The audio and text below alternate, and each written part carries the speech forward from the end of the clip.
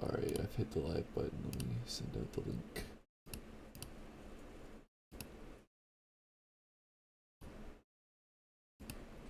You can start talking.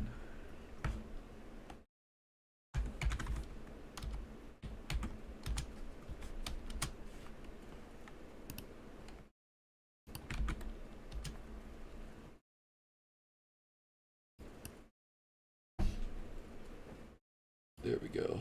It's live. Let's close this down. I got a lot of stuff open. I don't even need Bandicam open. I don't know why that's open. Hello everyone. Welcome. Yeah, we're live.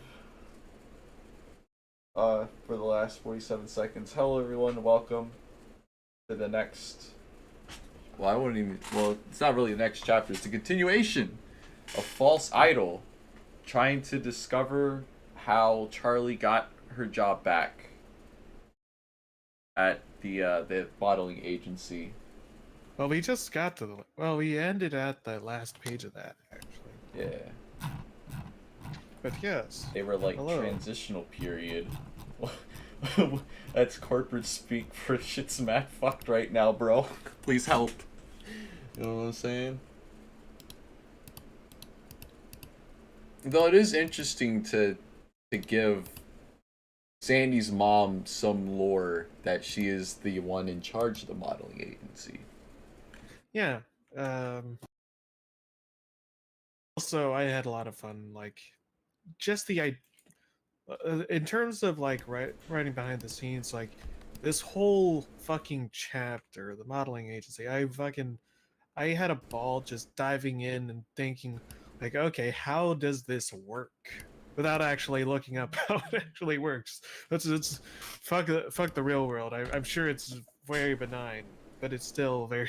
But like a lot of things that were like, okay, how are these characters going to interact, and how does this work?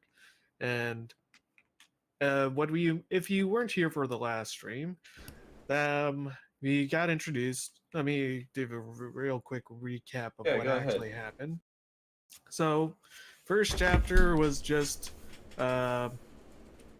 We're all in school and hanging around out at the cafeteria. And on the final day of school, when they were visited by a private investigator named Will Chutney, who was here to tell them who is looking for Sandy, who has gone missing. She's run away. And at the hearing this news, the gang decided to take it upon themselves to help investigate and figure out what is going on with Sandy. Why did she leave? What has happened to her, and what is going on? And in doing so, they've learned a few things. For one, Mike finds out that there's a maybe sort there. She is in an online relationship with a man named Dan through MySpace, at least. Horrible. Yes. But before we can get into that, they decide to go and check out the modeling agency because it turns out that Sandy punched a girl, knocked her out flat on her ass right before running away. He throws a mean sucker punch, I'll tell you that. She threw two. Yeah. Fucking kicked her ass. But then they decide to go to the first step in Richter. They go to the modeling agency where they are greeted by Charlie Hartman, Samantha Cartwright, Ashley. Well, no, Ashley is really there. But Jay the guard dog makes a reappearance. The one from Just Beautiful. Or actually, from January. In fact, most of these. No, he was in Just Beautiful. That's the same guard dog. Oh, yeah. All these characters are from Just Beautiful, except for Ash and Tyrone. But yeah, and now the gang is learning about everything that's happened to Sandy, and well, they learned about what happened with Sandy because they get to see her punch out Sam in the fucking on video with their own eyes. Now they're learning about some of the other things that happened with the agency. Yeah. But I Hello, hero. I did want to mention because, in particular, when we were with the part with Ash, where she got into a fight, I was like, how do? Because I remember I think I was brainstorming this with B, because I was like, like it would be because one of the things that I brought up, or that even Sam says, it's like having a black eye is not that big of a deal when you're a model, or it's at least it's not as big of a deal as breaking your leg or twisting your ankle. Because if you twist your ankle, you're kind of fucked. You have to have pose, you have to be able to stand up straight, you have to be able to actually walk. And if you don't do that proper, then you're not going to be able to do your job. That's why Ash was on such a long suspension, because she broke her fucking leg, and so she needed to get time to reheal and be able to actually make sure that she was able to walk proper when she was able to get back. Yeah, here we go. And now, and also, because Ash got into a big fight and there was a lot of mayhem that happened, the company now has to go into damage control. Well, they had to let go of a lot of people, and in doing so, they have to bring in more people. One such person being Charlie Hartman. They are having a time of it, aren't they? They just there's just so much drama. Everyone's fighting each other. Everyone's getting fired. One of their Well, models this just run away. Her freaking daughter ran away. Like, damn. well, like like that whole shenanigans with Ash happened 2 years, 3 or 2 years ago. Remember that. Yeah. So there's still this is all a part of the flashback.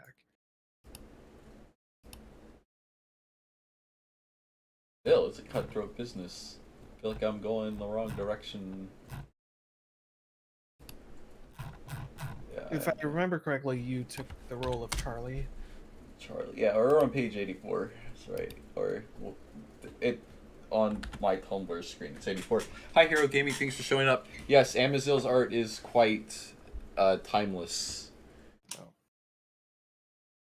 In either case, I don't think you're in a position to talk. You didn't leave on good terms. From what I heard, you seem to be struggling too. I believe the exact words were unprofessional conduct. Seems to be a lot of that going around with this place. Not good to have. Not good to have when working with kids, is it? Yeah. So why did you call me? Well, I heard what you did. Based on the girl's word, seems you were a bit too rough. Luckily for you, though, they don't decide who gets hired. I do. And the way I saw it, you took care of the situation, got them back to work, and kept them humble. Sounds to me you're just what these guys need. And it would make a better transition with a familiar face keeping them in place. So, think you're up to it? Sounds like you've already made up your mind, Miss Greenfield. I most graciously accept. Glad to hear it. And please, call me Mel. Yay, got your job back. Love to hear it. Oh. Well, she was working for another company before. That was the thing. Oh. Yeah, she was because that whole thing with Ash was like a corporate group thing. Because a big fashion show like that has multiple agencies under in order to get the right people. And so Charlie was working with that big fashion show in particular. She wasn't a part of the company until now. Part of Ardo. Oh, so she was just was she just part of like the venue? Yeah, she was just there the kind of stage manager for for the whole show. Oh, I got you. Whereas everyone has their own individual supervisors, managers, and stuff. Yeah. Mel wasn't kidding. The company seriously changed. Wait, the company was seriously changing. They hired a new personal guard for the girls.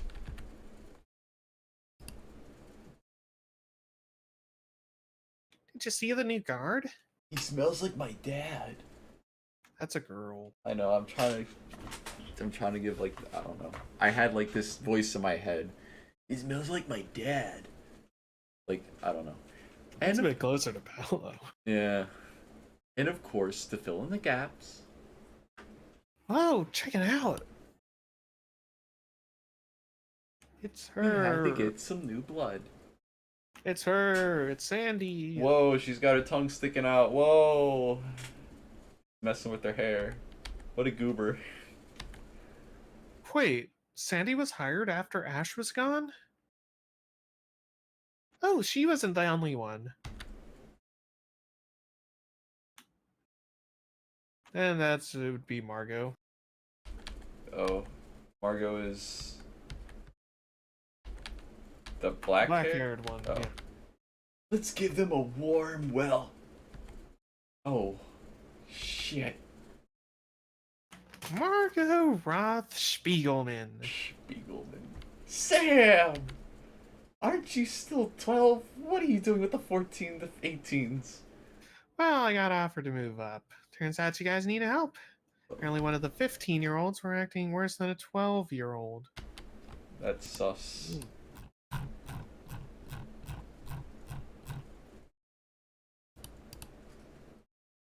Hey. Glad to be working with you again. I'll be seeing you soon. Yeah. Who the hell does she think she is? Ugh. That is Samantha Cartwright. Don't mess with her. I worked with her in the 10s. I worked with her in the 10 to 14s group. She's a total dyke. So who's that? No idea. But I'm not liking these new faces. Oh, that's a shame. We thought you'd appreciate some familiar, yet new faces. Oh, shit. Also, I noticed now, like looking at this next page, like full view, everything is slanted. I think when I was drawing it at an angle. Oh, yeah, a little bit. Yeah, I hate it. Anyway. Hello, girls. My name is Charlie Hardman. As you may have noticed, there's a few new faces with us, myself included. Please give a warm welcome to Miss Sandra Greenfield, and from our 10 to 13 division, Miss Samantha Cartwright.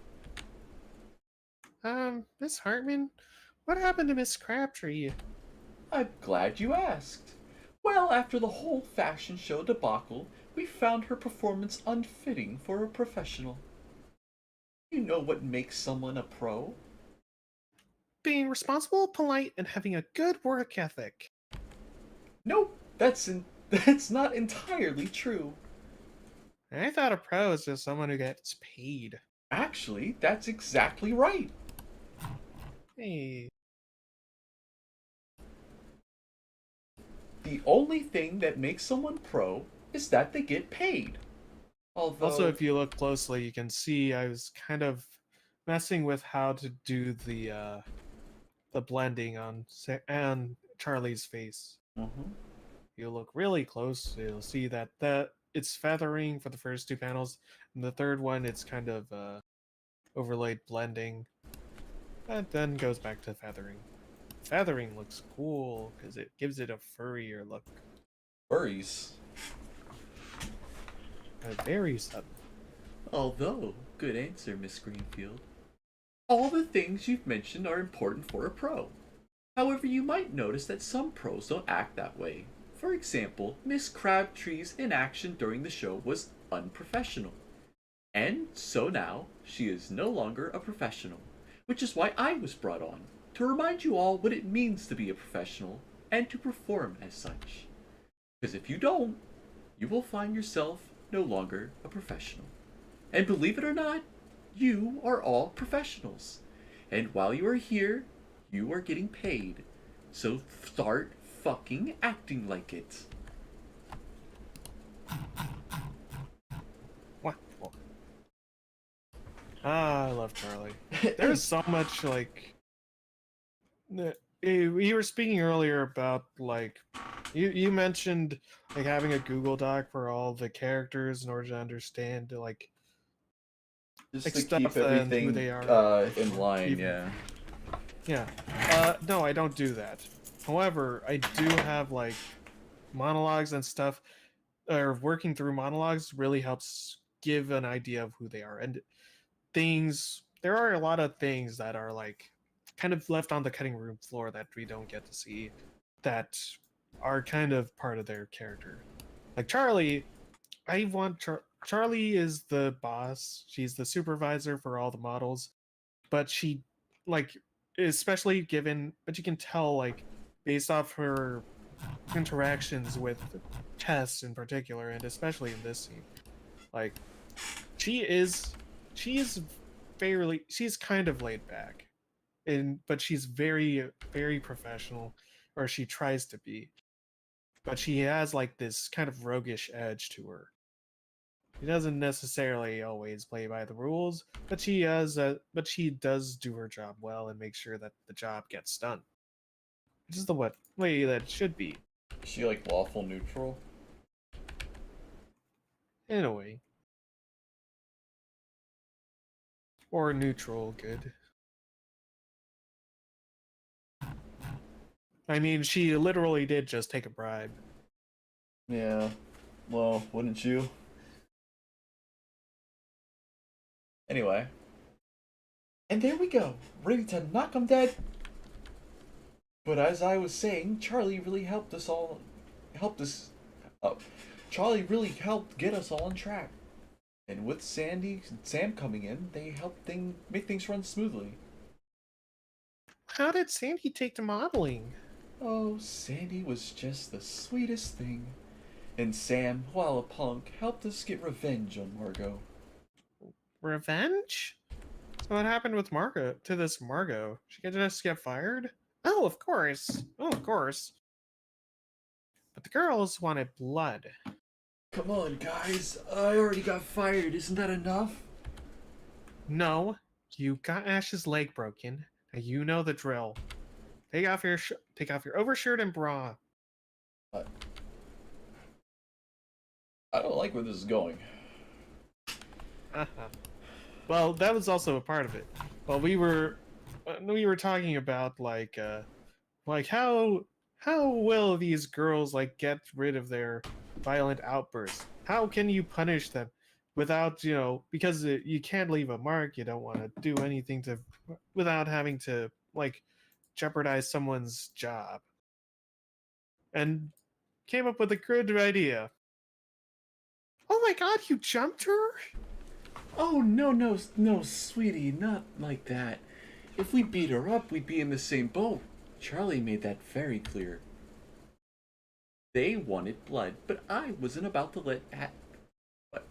They wanted blood, but I wasn't about to let what happened to Ash happen again. However, Sam had a pretty clever workaround. Thing is, as models, we couldn't do anything to impact our jobs. We could beat each other up, but it couldn't leave a visible bruise or limp. So we had to get creative. Luckily, I know one place we could bruise and hit where no matter what the job was, it'd never show. Scream! Ah!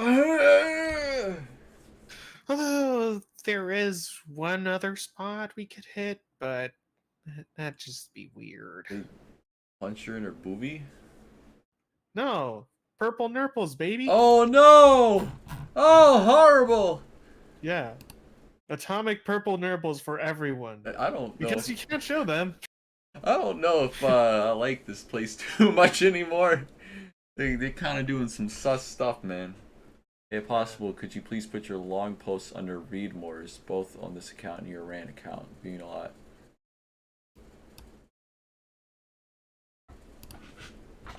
Oh, by the way, don't think I didn't notice you starting to do some shading on these. Yeah, I kept trying, and then it'd just be weird. Then I'd stop and be like, I don't really know if this works. I don't know what I'm doing. And then I'd stop. And now we're back to, no, we're not doing it anymore. And after that, we all got our shit together. We started taking care of each other, applying a simple but direct start shit, get hit policy. And then that's that. The tail's missing, but that is Alice speaking. Oh. And with Charlie at the helm, we started finally working like a family. Everything ran very smoothly, with everyone playing nice. You mean, I mean, you mean, no, that's Sue actually. oh. You mean before Sandy assaulted you? Yeah, but oh, you dressed herself. Well, I didn't want to interrupt you, so figured why not? Did you mean to dress like Sandy? Like Sandy? Oh, I didn't realize. Guess it is like how Sandy looked in the video. Oh, I think it still looks cute. What do you think, Mike?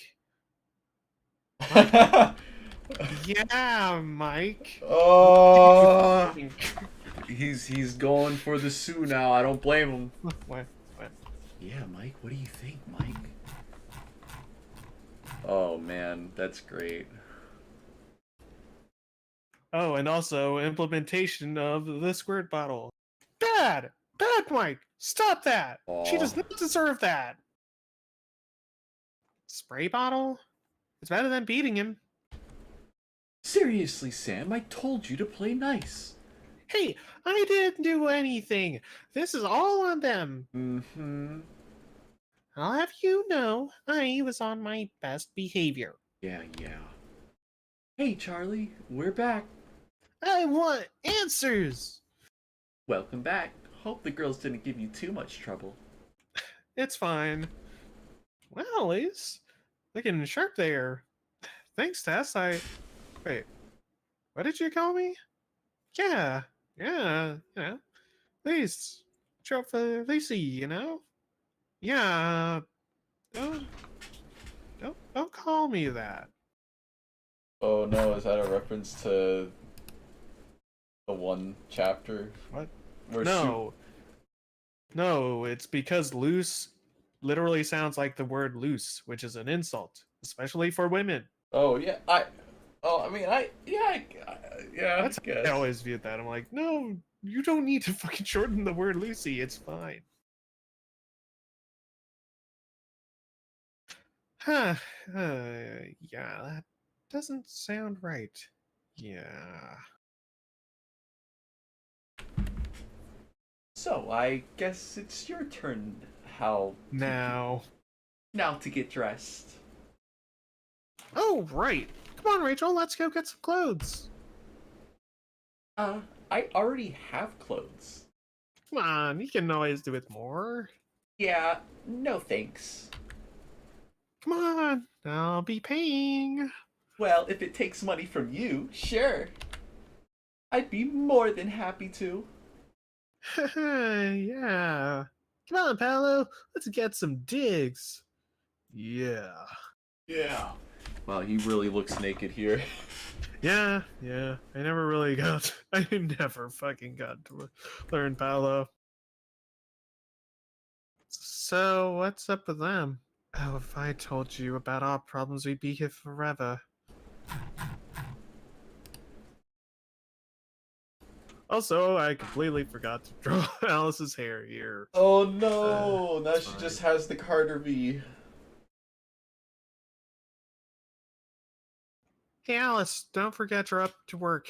Oh shit! I didn't notice the time. Fuck. Hey, you're Sandy's boy, right? Yeah. Let's say it's nice to finally put a face to the name. I was expecting a better face. To be honest. Hey, don't be mean. Wait, Sandy never showed you a picture of me or anything? Are you kidding? You didn't know your name till Sam snatched her phone.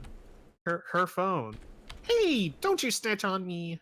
Wait, Sandy never told you about me? Did she ever tell you?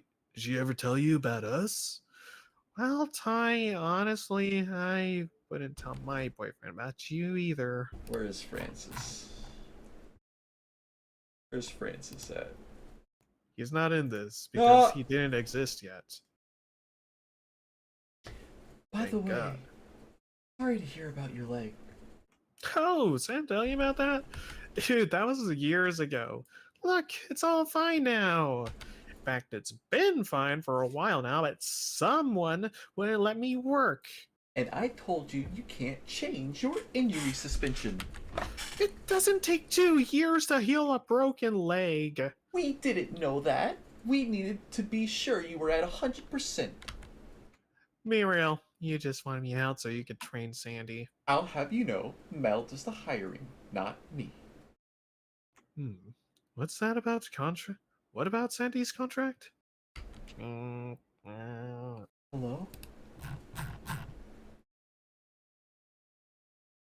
Oh, good. William Chutney. Hold up. Hey, Mike.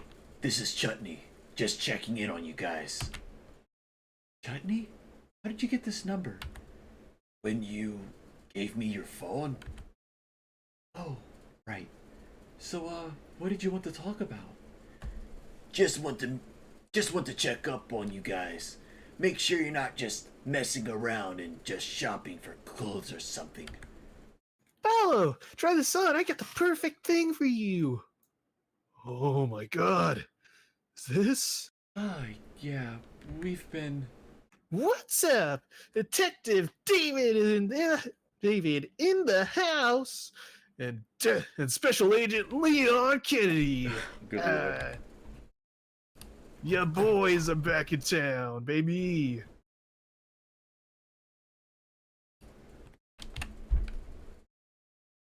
I do love Paolo's jackets.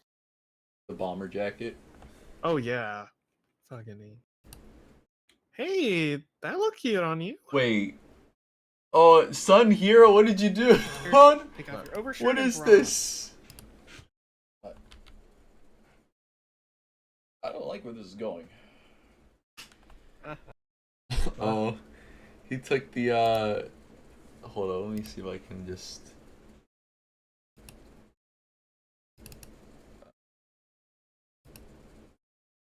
Take off your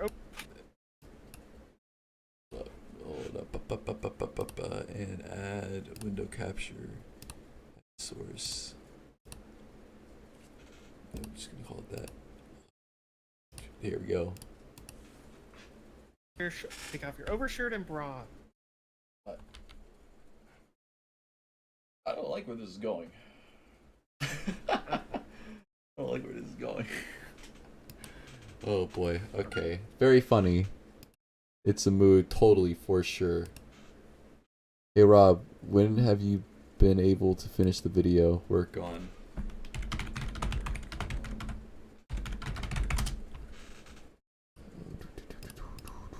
Okay, I haven't started working on that video. Big Sag. Alright, go ahead.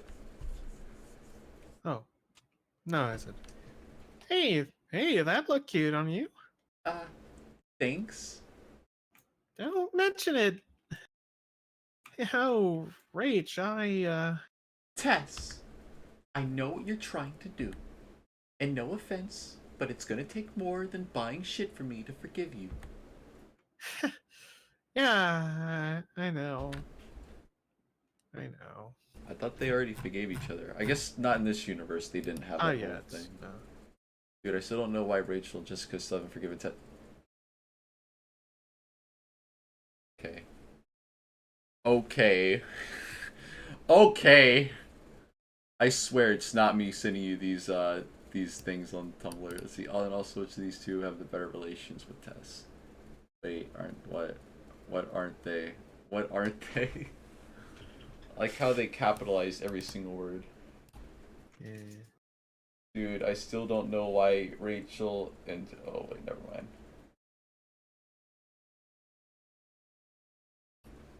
But yeah, don't worry. Don't worry. We're about done interviewing models. Give me answers! I already did! Oh. Oh, great. Oh, great. You guys find any leads for me? McCain, did you take notes for Chutney? You didn't? Yep, we'll definitely get it to you. Just need to, get it together. Bye! Hey, lover boy, you got a minute? Look, I gotta go back to work, but I'd like to know more about you. I'll be free tomorrow. Why don't you come by the school? Here's my number. Call me when you get there. And by the way, as you could tell, there was supposed to be a different way that the next chapter was supposed to go. Hey, good job getting her number already. Isn't she best friends with your girlfriend, though? Shut up, McCain. Yeah, or no, till the end. Alright, guys, we're back. Mm-hmm. Oh, shit, we should get going. We need to check in. We need to check in soon. Oh, thank God. Tyrone, escort our guests out. Yes, ma'am. This way, reformed nudists. Hey, Tyrone. I have a question. Ask away, Broham. So, you're close with Sandy, or like with her, but like, how close are, has she ever? I'm gonna stop you there, bro. I know what you're gonna say, and as a bro of honor, I am offended. I would never make a move on a babe who is spoken for. But if you do break up with her, I will most definitely be making a move. After a 4-week grace period, of course, in case you can work that out. Whoa. He said 3 weeks. Oh, right. Sam gets a head start to see if Sandy swings that way. Damn, boy. Damn, boy. That is crazy. Everybody be lusting after Sandy, dude. Is Sandy... Oh my gosh. Why is Tyrone really not 100% bro? Oh.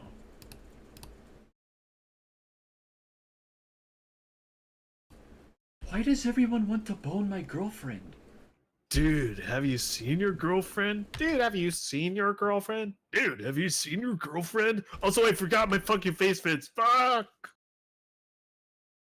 God damn it, Paolo, it's always something. Oh yeah, since Ty brought it up, I just want you to know, even with this black eye, I love Sandy. We all do. But she loves you. She really does. So, you know, if you do end up breaking up with her, well, it would break her heart. And if you break her heart, well, you better hope we don't get another show in Roseville, because I will hurt you. You don't think she'd be mad at Mike for that? You think she'd want to give him the $50 bill so she can date Sandy now? No, for hurting her. Don't you hurt her, the precious Sandy. Have a nice trip. And remember, I know where you live. So, yeah. Seriously, him? Why? Oh, he seems nice. I don't know, personality? Oh, yeah. A nice 6-inch. It's an actual dick chart. It's gone forever now. Unless, like, some old head has it saved somewhere, it's just gone. I mean, I'm sure Teshi probably has all that art saved in her computer somewhere. Yeah, anyway. Perhaps someone needs to pull a Mission Impossible style thing and, like, get it. Before we leave, though, or before we leave the models behind, I did want to bring up, like, a bit of backstory. I mentioned it when we were reading January, but the False Idol was spawned off of another side comic that was supposed to happen called Objectified, which was just Sandy and the models kind of hanging out and talking about, like, some random thing. And in there is where we kind of got to, but and that's where we kind of got to see more of Sam and Alice's characters, and also Charlie. That's why like they're all so tight knit and stuff, and we got to see more of their characters. One thing that I sadly was not able to really get into was Alice for False Idol. Alice kind of got the short end of the stick, but I did want to bring up, like, her character is actually very interesting. I like her character a lot. She's meant to be this very prideful, almost like Rachel character, where she's very she's kind of up her own ass about things, and she is very prideful and kind of conceited, you'd assume, but she is also very down to earth, and we kind of get bits of that, like when she recognizes like, oh yeah, dude, it's a job. Oh yeah, sure, it's hard, it's a job, but I'm I'm still very grateful for what I have, and I'm very privileged. She's just happy with who she is and caring about other stuff. And but she just doesn't care what other people think. It's very nice. Very cool character. Wish I could have done more with her, but sadly, not the case. Chapter 3, Daisy. Now, Yay! we are finally out of the modeling agency. Oh my god, this is so nice. Tess, you didn't have to get us this. What? What? You expect a B&B? Good evening, Miss Tess. Your room's are ready. Thank you, Mordecai. Wait, are we each getting our own room? Hell no. We're gonna be sharing. Don't worry, Mike. I got the pairs all set. And there's no co-eds. Lame. Ooh.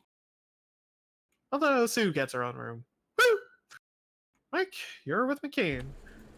Lucy, you're with Daisy. Paolo's with David, and So I'm paired with you? yeah. Wow, who'd have guessed? Wow, wow, wow. This is my favorite chapter, because Slut Daisy. I did want to mention this is kind of weird because when I was the original planning for this whole bit, went in a few different ways. For one, because originally, there was a Okay, but first I did want to make this question: who's missing? There's a character who's missing in this whole scene, in this whole series. Sandy. No, no. In the main group, between who is not in here. Jess is like, and I'm talking about even in the beginning, like when this comic started, they were not in this comic, but they had a chance of being in here. Abby. That's correct. Abby was supposed to be here. The idea of the co-eds thing was like, okay, we could have Abby, but now that Abby's not there, it's an odd number, so Sue gets her own room, which is funny. But yeah, this whole part is actually meant to be a different thing. So what I was thinking about doing was like at the end of every like chapter or main bit, it's the gang would go to the hotel, they'd eat, and then they'd talk about their findings and what they want to do about stuff. But especially after how long especially how long we spent with the models, I was like, God, I just kind of want to do something else. And then I had the idea for something else as well. Because now that Abby's out of the picture, what do we do? I was like, how do we bring that up? Are we even going to, how are we going to address that? How do we write Abby out of the picture? And I'm like, there was a few ways, one including changing how the comic started by having it be like, but having a scene that's used here but in the beginning.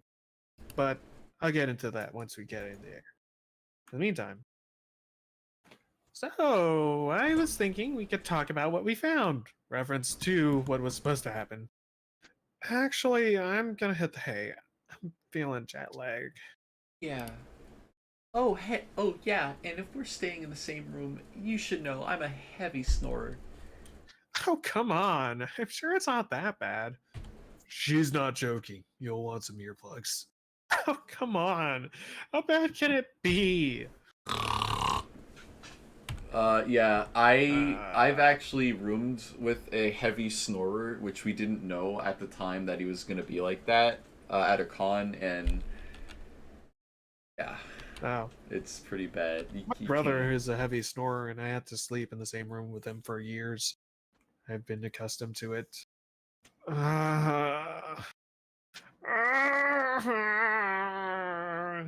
And cute. Look at that. Look at that cute transition. They're set next to their side by side rooms. Hey. Oh. Hey, Lucy.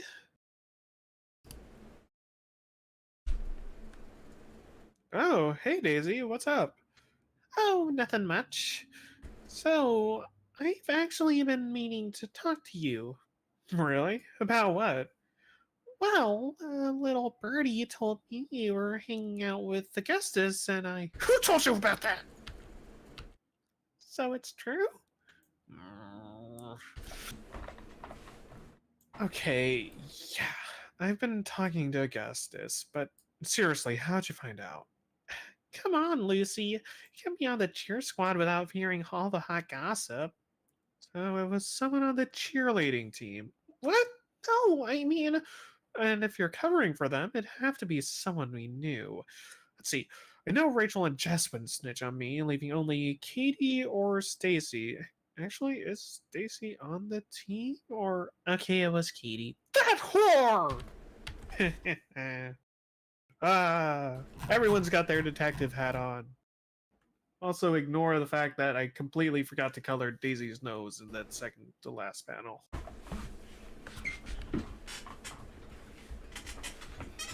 So, you and Augustus, huh? I guess I could see it. Oh, yeah. Oh God, don't make me sick. I don't know what Katie told you, but me and Augustus are not like that. Oh, what is it? And I forgot to color it there too. Fuck me. Well, what is it like? I mean, how'd you end up hanging out with him? Well, remember when me and Mike were going through that bit where we were avoiding each other? Oh yeah, that was before the whole yeah. Well, while I was trying to give Mike space, I kind of ended up hanging around Augustus, and well, he was there for me. Don't get me wrong, he's still a jerk, but he was straight with me and kept me in check, which I kind of needed back then. But you're not like that. Oh God, no. He hates me, but he's Wait, what? okay. But Wait, don't what? let Abby hear that. I'm missing a panel. Ah, well. What? I'm missing a panel.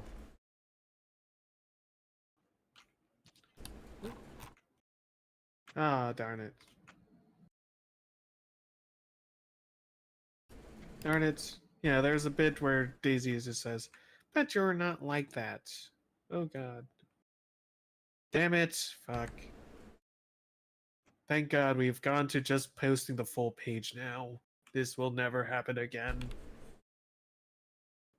Yeah, well, he's... but don't let Abby hear that. Yeah, well, he's not in the picture anymore. Alright, I forgot. You're single now. Wait. Oh no. I refuse to let Lucy lecture someone else on who they can and can't date. I refuse. I resent it. Lucia knows now. Yeah, so... No! Bad Daisy! Lucy, bad! No, no, no, no, no, no, no, no, no, no, no, no, no, no, no, no, no, no, no! Come on, Lucy. Come on, Lucy. You're being ridiculous. But why? But why? Of all the people, why him? Why do you want to be with him? The guy who almost... I mean, he tried to... But the whole... well, actually... No. Yes. He almost raped you. Didn't he? Oh, I don't know if it would have. Daisy! I don't know. That's why I want to talk to you about it. I mean, you hung out with him. Do you think he'd do that? Oh, by the way, just because we're cool now, don't think you can worm your way into Daisy's pants.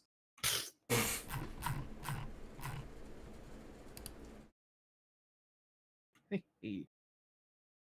Oh, Augustus time. What? You heard me. Don't think I forgot about the carnival. Look, the carnival was a mistake. I took things too far too fast, but I wouldn't have gone that far, and I definitely wouldn't have done that. You wouldn't go that far. Do you expect me to believe you weren't trying to get in Daisy's pants? I wouldn't. Lucy, do you know what happened the last time I had sex? Wait, you've actually had sex before?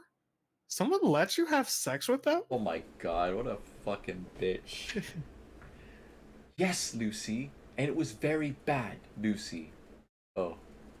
It was very bad, Lucy. We almost fucking died. Oh, wow. I didn't know you were that bad. Jeez, Augustus. Oh. Why are you even bringing this up? You didn't seem too worried about that when you started latching onto me. Yeah, well, I was talking with Lonnie about some stuff, and, well, I realized some things, and, well, thinking about what happened to Daisy hit close home, and I just don't. I can't ignore that. Oh yeah? Oh yeah. What would you know about that? What, some random guy catcall you on the street and make you scared? That's a poke at the cannon. Lucy, you wouldn't know real danger if it... Wait, You know what? Forget it. I shouldn't have even brought it up. Lucy, wait. He didn't... Did he really do that to you?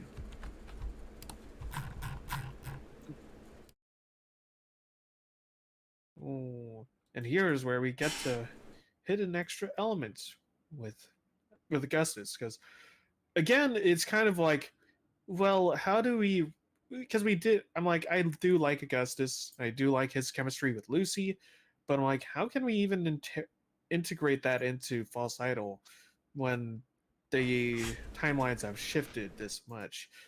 And I'm like, because Lucy didn't get to talk with Augustus. If Augustus was implemented in January, that may have given it an opening, but that wasn't really the case. So what did we do? And this in particular gives a great opening and a good kind of wrinkle to this dynamic between Augustus and Lucy. No, Mike would never. Lucy, I'm not talking about Mike. Lucy, did he rape you? How do you know who he is? Lucy, please, give me a straight answer. I don't want to ask you again. I. No, he didn't go that far. Luckily, Mike was there to stop it, but if he hadn't, Lucy, it's alright. Man, trust me, you understand. More than you know. But how? Look, Lucy, look, there's something I need to tell you. Something I should have told you a long while ago.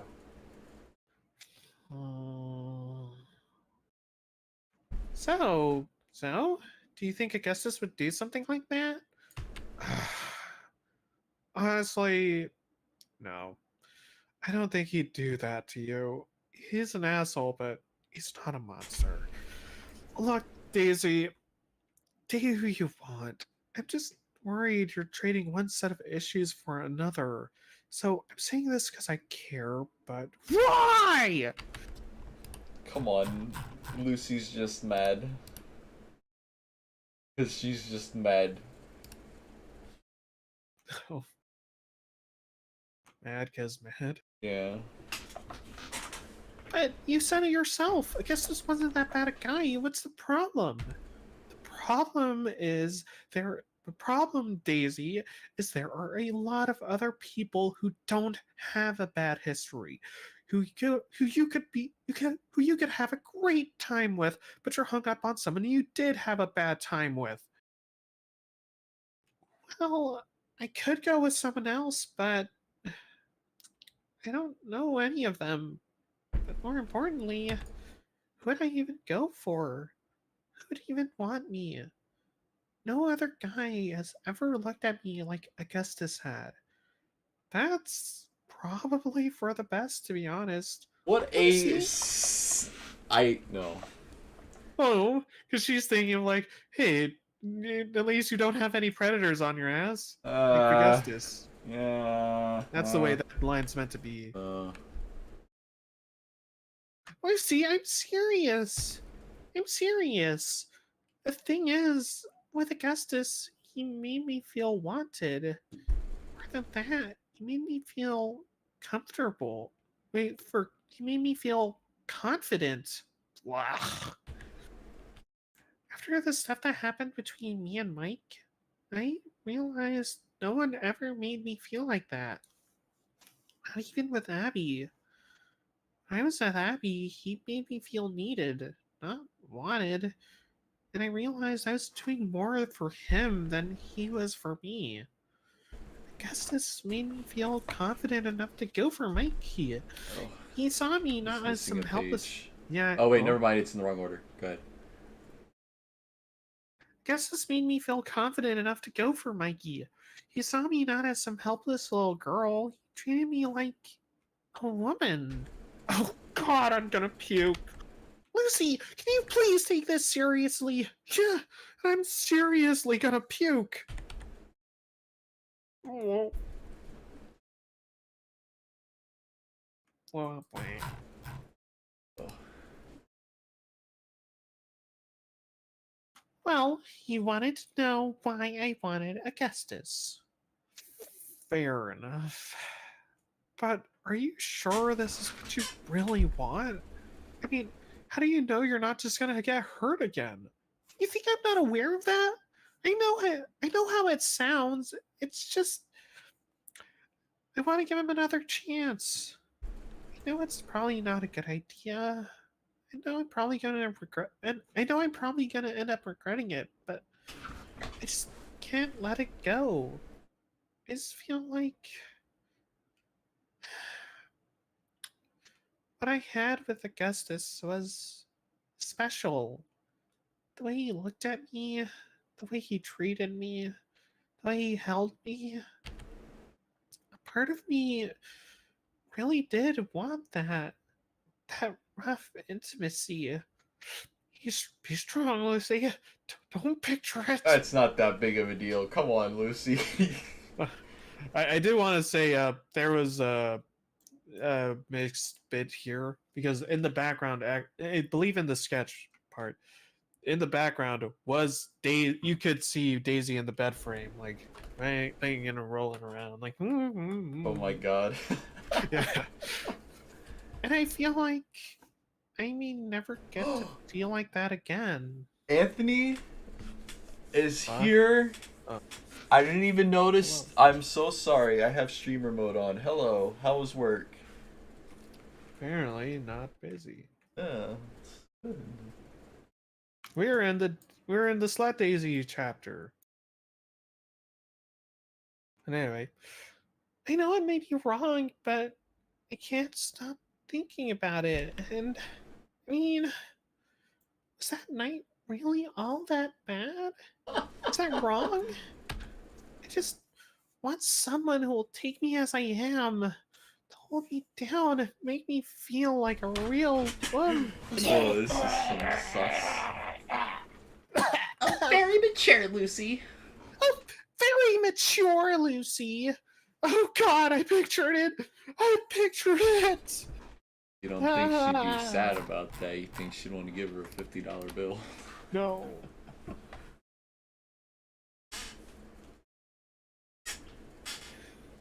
Oh wait, I think I skipped a page.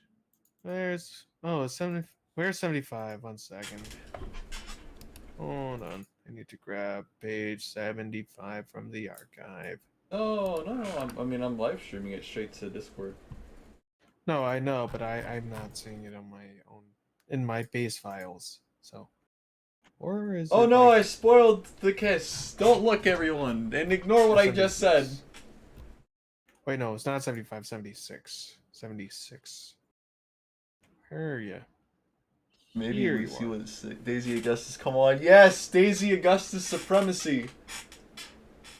Don't at me. There. Fuck Paulo. Here it is. He doesn't deserve Daisy.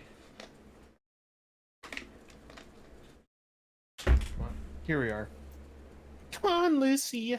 You're being ridiculous. Is it really that bad to... Yes! Yes, it is that bad.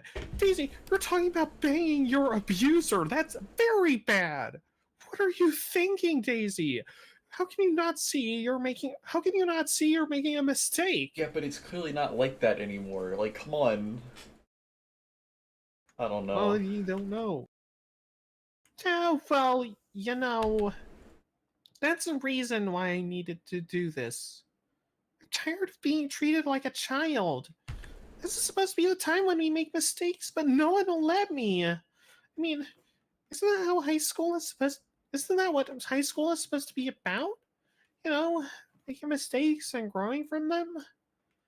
I just want to be able to make that mistake for myself. Even if I get hurt, it should be my decision to make. My lesson to learn. I mean, it's not like no one else has made their mistakes. I mean, God, remember the whole drama with Mike and you?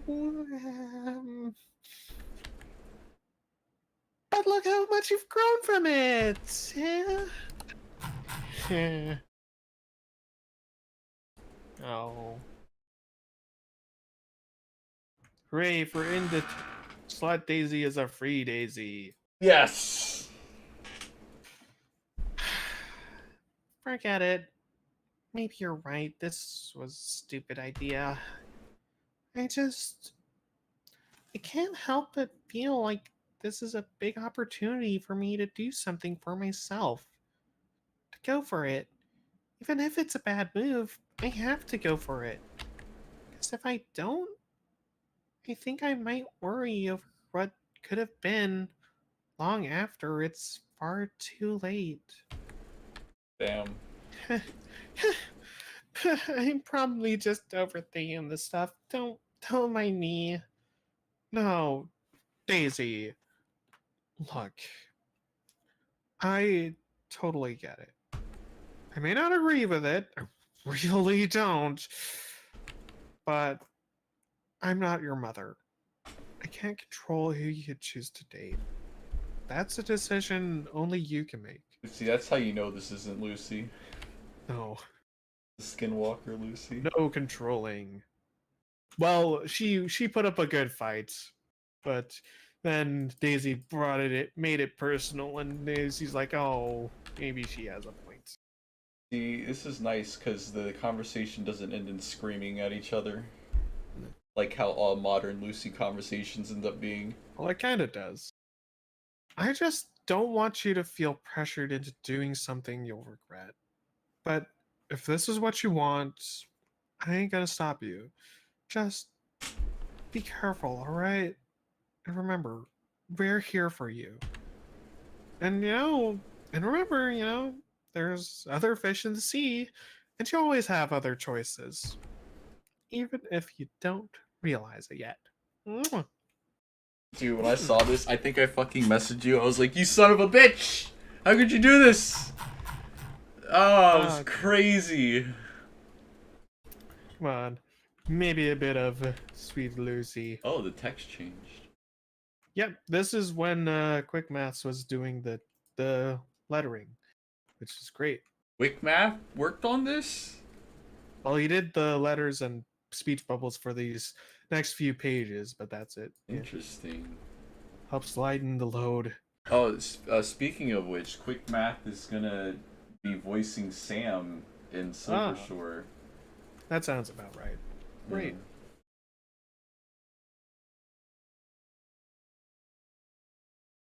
Well, thanks for the advice. Don't mention it. Don't mention it. Hey, Lucy, I didn't realize you saw. Oh, wait, I can do this actually. Kicks up.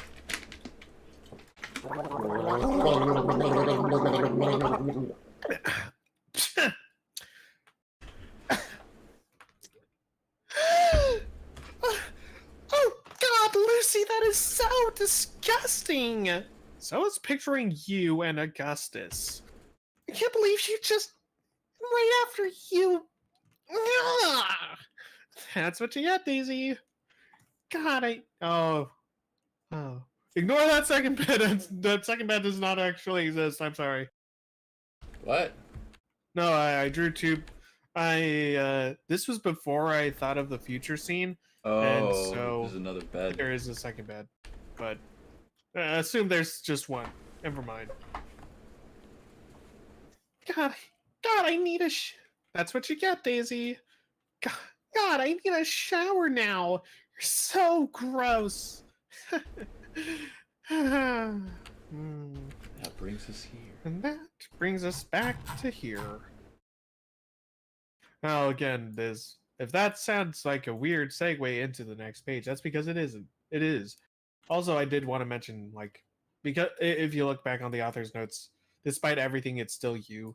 That is a very important thing that I wanted to mention because, like, we kind of see it in the with the spray bottle and things, especially now that Lucy is kind of relegated to side character and kind of taking up spots with the rest of the gang. Like, I did want to mention, like, Lucy is still like she's gone to therapy, she's gotten all this help and stuff, but in her heart of hearts, it's still Lucy, and she's still got that fucking edge. She can be cheeky, she can still be sassy, and she can still pull like stupid shit, which is the core of Lucy. It's what makes her who she is. It's what makes her so fucking lovable, and I love it so much.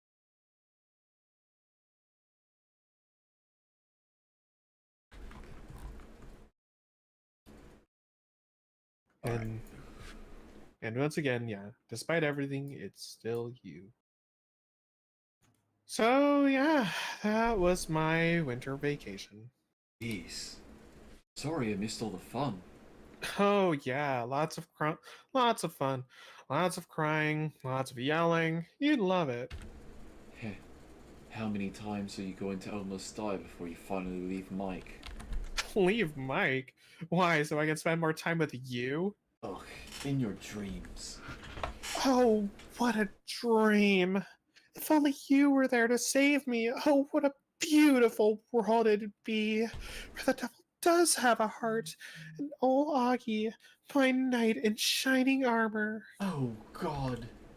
Oh, hold me tight, Gussie. Tell me how you'll never leave and everything will be okay.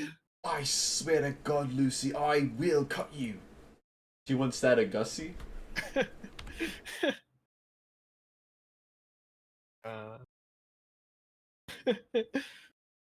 You're lying. Oh, glad to see. No, it's an out of order. There it is. Glad to see. Yeah. Wait, what? There. That's the last one. Glad The one to that's on the end is apparently the one that's supposed to be there. Glad to see you're... Glad to see after all that you're still a cunt. And you're still an asshole. Guess we make a perfect pair. Guess we make a great pair, huh? Yeah, perfect. Admit it. You missed me. Yeah, I sure missed that thorn in my side. Darn, damn straight. Anything less just wouldn't be me.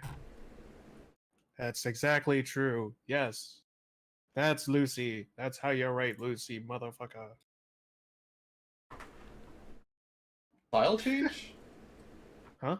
Style change? Yes, this is when we started to actually integrate the sketch lines into it. Where we got the outlines and the shade and put it into the dark colors and all that stuff. Great stuff. I really am happy you're okay, Lucy. Aww. Now kiss me, you fool. Don't ruin it. Now arriving at Penn Station. Now arriving at Penn Station. Bring, bring. Okay, do you want to be Liam or his friend, Matt? I think his friend's name is Matt. Wait, Liam's in this chapter? Yes. You're Oh, are about we to singing see a the appearance song? of Liam. It's Liam, motherfucker. Can you play a real song? No. Well, which one do you want to be? Liam or the guy with the guitar? Which one does the singing? The guy with Matt, the guy with the guitar. I can do either one. You can do the singing then, I guess. Yay. Hey there, Delilah. What's it like in New York City? I'm 1,000 miles away, but girl, night you look so pretty. Yes, you do. Times Square can't shine as bright as you. I swear it's true. Can't you play a real song? Come on, what's wrong with the plain white tees? Aside from that being the lamest song ever. I actually really like that song. Oh, of course you would.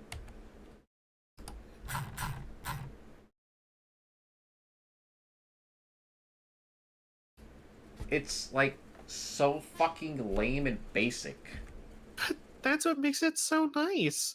It's like sweet and cheesy and Yay! oh god, you are such a Wait, what? Of course you. ladies, please. We live in a capitalist democracy, and as such, I think we should put it to a vote. I got $5. You already owe me $10. Oh, it's what you do to me. Ah! Wah, wah. Cute little asides. Also, yeah, I forgot to fucking draw Liam's shirt in the first page. It's fine. Oh. In the previous page, he doesn't have his shirt. Yeah, I His saw. shirt. 1,000 miles seems pretty far, but they've got planes, trains, and cars that walk you if I had no other way. Friends would all make fun of us, and we'll just laugh along because we know that none of them have felt this way. Lila, I can promise you the worst train I've ever drawn. That's a The world train. will never ever be the same, and you're to blame. Hey, just got off the train. Yeah, I'm alright. Probably gonna get a quick bite. Are there any cheap motels around here? I should mention I kinda gave away $5 to a panhandler, so they need to adjust the budget. No, I didn't do it just. No, I didn't do it just because he looked like my boyfriend. This time.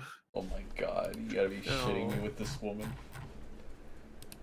Now it's gone.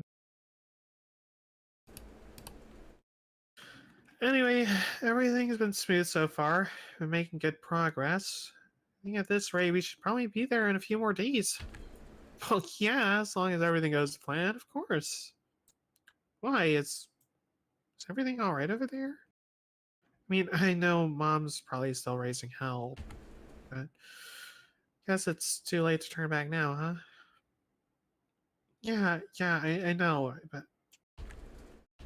mm, no, yeah, I'm here. Well, it's been a wild few days, and I just thank you for being here. So, where's our next stop? And the first real clue of like what Sandy's doing. Ooh, it's a phone. Who is it? Yeah, we're almost to the spot. It's me, I'm on the phone. Nah. I thought you'd be on your phone last night. My girlfriend is missing, Lucy.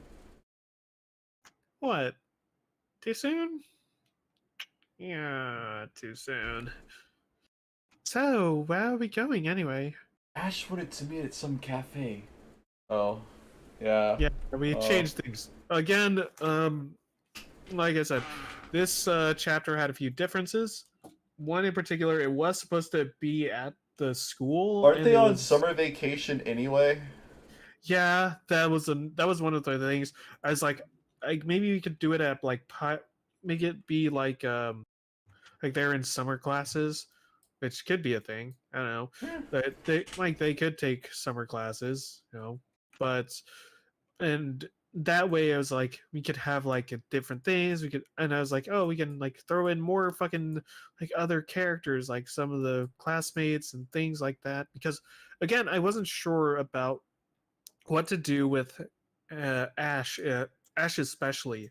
Originally, it was just supposed to be Dan that they were talking about, and then I'm like, oh no, we gotta let's have Ash actually do something here, and like and so have her be Sandy's other best friend. And like, okay, and the more I thought about it, the more I worked on the scene. Like, okay, we just need these two, and having them in the school like raised a bit too many questions. Like, okay, yeah, they could. Okay, yeah, Dan and Ash are in summer classes, fine, but why would the kids be let in there too? Are they just going to disguise themselves as it? Or are we going to have to like we'd have to ask about questions about how the school was run, like why is this happening and stuff like that. I'm like, no. And so I'm like, just simplify it, fuck it, put it in the Cast Cafe, baby. But anyway, we're here, chapter 4. She said there was someone we should meet. Hey, Loverboy, over here. Chapter 4, Dan the man. Yay. Oh, I did forget to mention about the previous chapter too, with Daisy.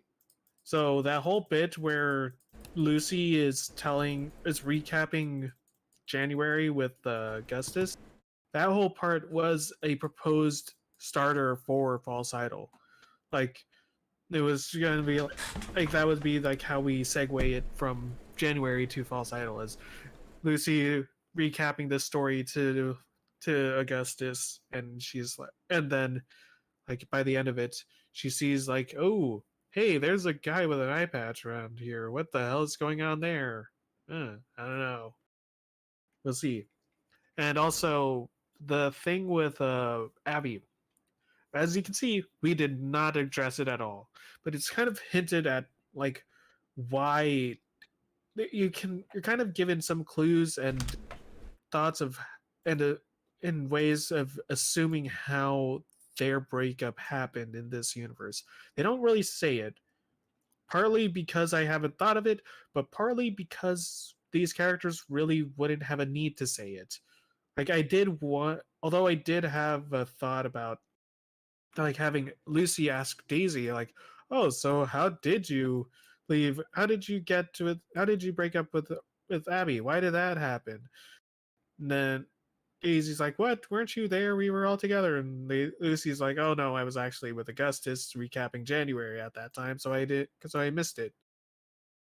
And I'm like, "No, nah, convoluted." And also with how long the fucking modeling chapter was, I was like, "I'm gonna skim a lot of this stuff, cut down the length, and fucking try to get to the point." But as we can see, as we're about to see with chapter 4, that shortening length thing did not take. Michael, was it? Me, my mean man, Dan. Dan, huh? Here, you can be Dan. Alright, what kind of voice should I be like, yep, that's my name. Like that?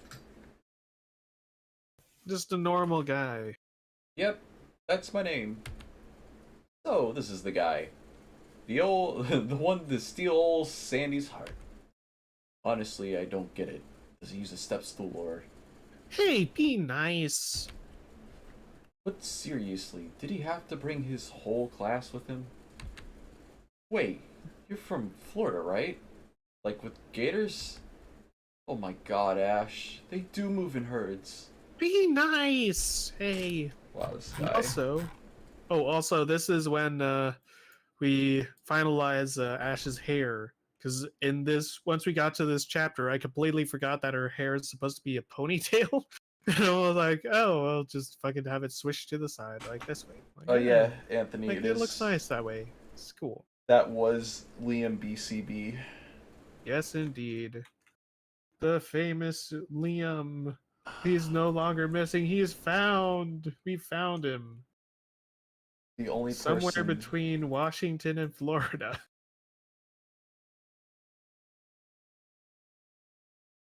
Oh. So, what did you want to talk about? Well, figured since you're here and we may never get to say this again, Dan has something to tell you. Oh, I Wait. don't. Yeah, you do. No, I really don't. What? Dan, we talked about this. I didn't think you were serious. Don't you dare. You were the one who said he deserved to know. This wouldn't have anything to do with you being in a relationship with Sandy on MySpace, would it? What? I thought you would have changed that by now. I mean, Ash! but it was a joke. Surprised you didn't notice it sooner, really. What? Oh. What? Hey, it's a bait and switch. It was just a prank, bro. Wait, Sandy was cheating on you? It's a long distance relationship. Are you really that surprised? Shut up! Shut up, McCrane! Wait, you think this guy is dating Sandy? Oh my god, are you serious? Mike, as much as I love drama, there's no way Sandy cheated on you with this him. So I'm fucked up. Mike, this guy's gay. What? How did you know? What? How did you know? Well, both of my closest friends are gay, so I've gotten a really good gaydar. What? Wait, I know Matt's gay, but Jess? Oh, hun.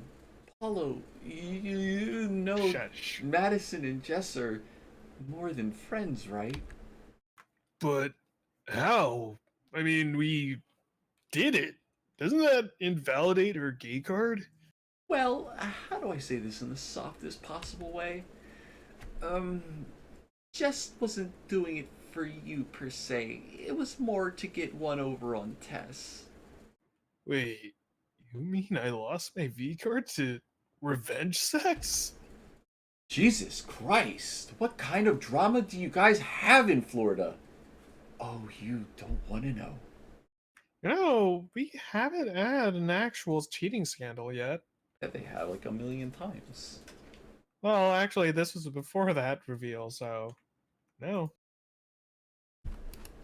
No, like, remember when Apollo was No, I mean when the page came out. Genuine curiosity, considering Rachel's...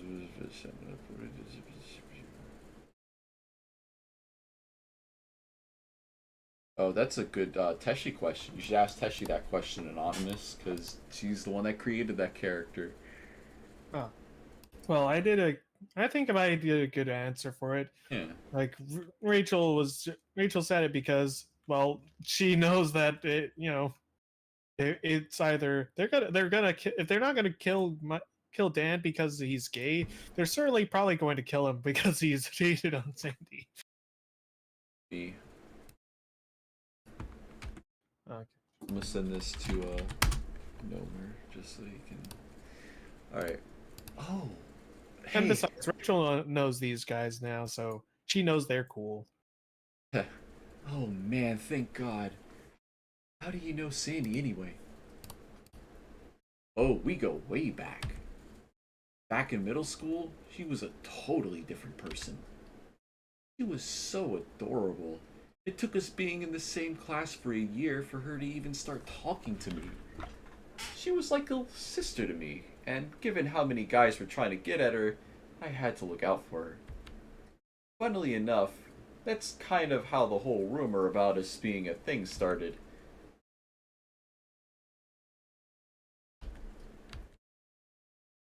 Oh no, is there a missing panel? But is it and admittedly? Yeah. And admittedly was kind of helpful, since it meant that less people were hitting on Sandy. Wouldn't it be easier or just as well to have told them the truth instead of doing the whole charade? Yeah, well, we didn't know she had a real boyfriend at the time. Not to mention, guys aren't gonna be discouraged by a boyfriend who isn't there. Catching strays. Also, you can see here that I really didn't know I didn't know which way to do with Dan's face. I was still learning it. Very curvy. Anyway. Oh God. Oh, it's all right, Mike. Wait, you didn't know she had a boyfriend? So how did you find out? Uh, it's a long story. I don't know. Hmm. You gonna tell him or should I? Well, you know how when a rumor starts, you of course don't believe it, but when everyone believes that lie and it's compounded over the course of a year, and everyone says what a great pair you make, and then the annual carnival comes in. Wait, but you said you were gay. No, I am. It's just, well, I, I guess I just started to see the truth in the lie. I should mention, Puck like, Mike before Teshi can. Well, guess what? No! Apparently not. Wait, when did this come out? The 21st? Wait. This was after we found out that Mike was getting cheated on, right? maybe, I don't know. But I did want to mention, like, with that starter, that whole page where it shows like a flashback of Sandy, I really didn't know what I wanted to do. Like with the I wasn't sure about like her history with Dan. That was just kind of the boilerplate pitch of it. And I'm like, oh yeah, they knew each other when they fucking when she moved in and stuff like that, which is all. But then it kind of got adapted and it got added more onto and expanded as we go further along, which we'll learn about soon, which is why there may be some incongruities later on.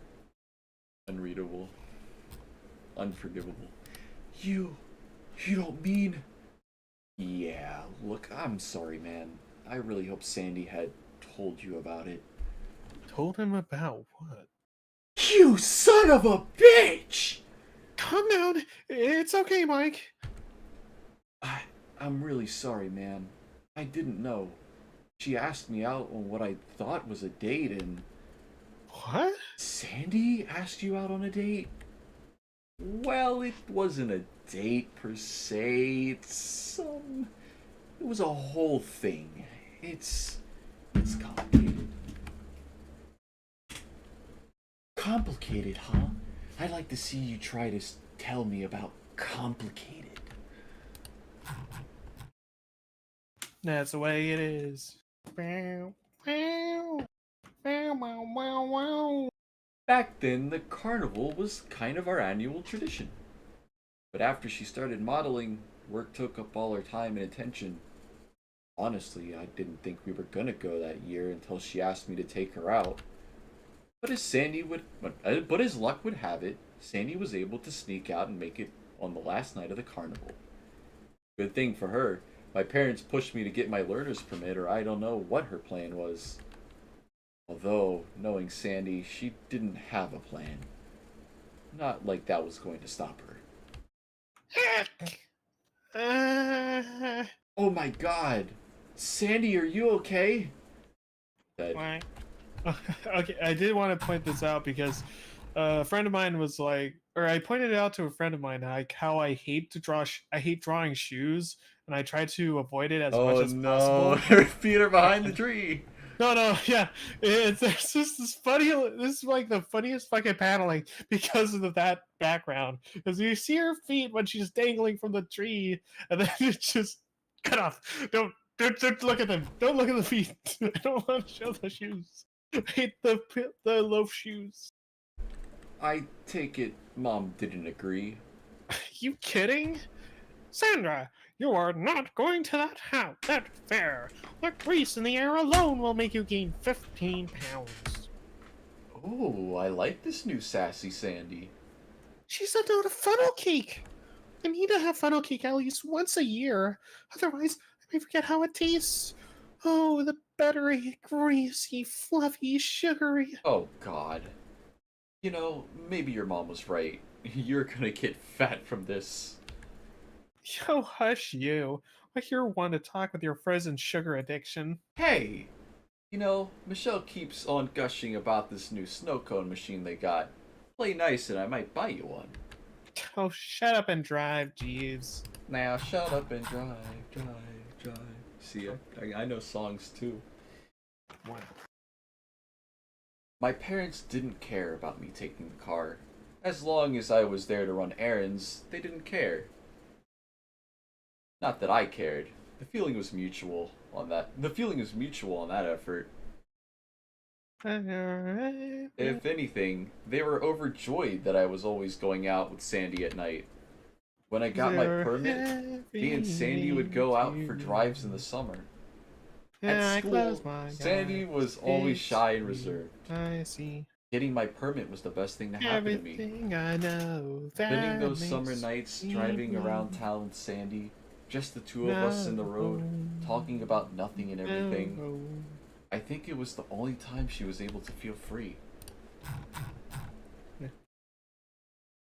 Again, I don't know. I didn't mention it in the author's notes, but that page was meant to be a few different things. Like I was like I kind of wanted it to just be like, or one of the proposed things was having it, well, the song being A Punk by Vampire Weekend, and having it them two singing along, but because A Punk is such a weird fucking song, neither of them knows the actual words, and just have a funny little joke like that, and just seeing them like be happy and silly. I think this works much better. Anyway. No, ma'am, I can't tell you what Tutti Frutti actually is. That's a trade secret. Hey, Shelly. Oh, hey, Dan. 2 cones for me and the missus. Coming right up. Hey, Michelle. Dan tells me you got some new snow cone thing. What's so special? Excuse you. This isn't your typical snow cone spelled wrong. It's called shaved ice. Oh, and snobby, are we? There's a hairdresser I know I think you'd like to meet. Oh, hush you.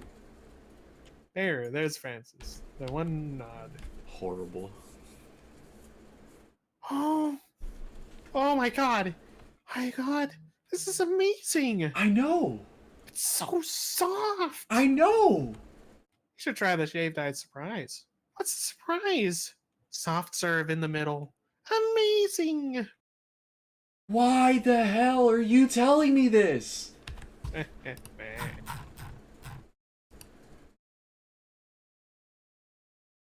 Excuse me? When I asked about the date, you didn't have to talk about the two of you eating snow cones. First of all, it's called shaved ice. Second, I'm sorry if you find Sandy's interests and desires boring. That's not what I'm getting at. Oh, I know.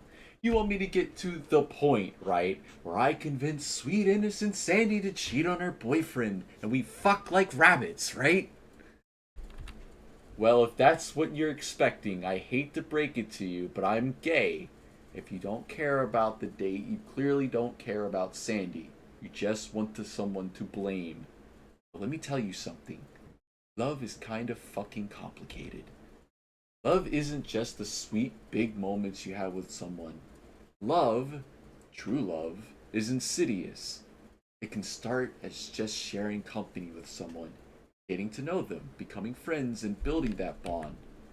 But when the months turn to years and you understand each other, you spend so much time together you forget what it was like without them, and you find yourself needing them. And that's when you realize that feeling was you just didn't know it, or you didn't want to admit it, but it was there all along. By the time you accept it, it's already too late. No one's fault. Wah, wah, wah. Why is this so good? Because this is how we do a fucking... Oh, because I try. Yeah, that's a good answer. Love isn't just a roller coaster ride. It's the entire carnival. The environment, the sights, the sounds, and all the little things. It's all those little moments culminating to the one moment that matters. It's stepping in, looking each other in the eye, not knowing what lies ahead, but reassured that no matter what, it'll be okay. But in reality, love isn't like a roller coaster at all. Sure, it has its ups and downs, but it's safe. Even with its twists and turns and loops, it's not the same. It's manufactured. It's predictable. You can see what's coming. But at the same time, everything's moving too fast for you to really appreciate what's in front of you. You can only catch a glimpse of the whole picture before you're swept off again, not realizing what was right in front of you until the moment is gone. What did they mean by this? What did Amazil mean by this? Look, it's framing and pacing and sweet stuff. Woohoo.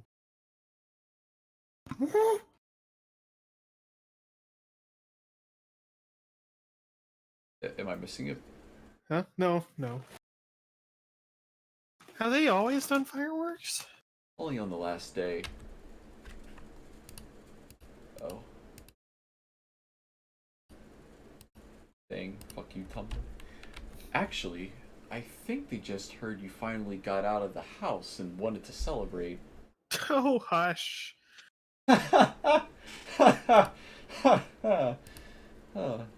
Hey, Dan, thank you for everything. Oh, come on. What else was I gonna do on a Friday night? That's not what I'm talking about, you dork. Talking about all of this. I mean, the last few weeks have been so crazy. I mean, I just got a job, I have this new regiment, and we've only just started high school.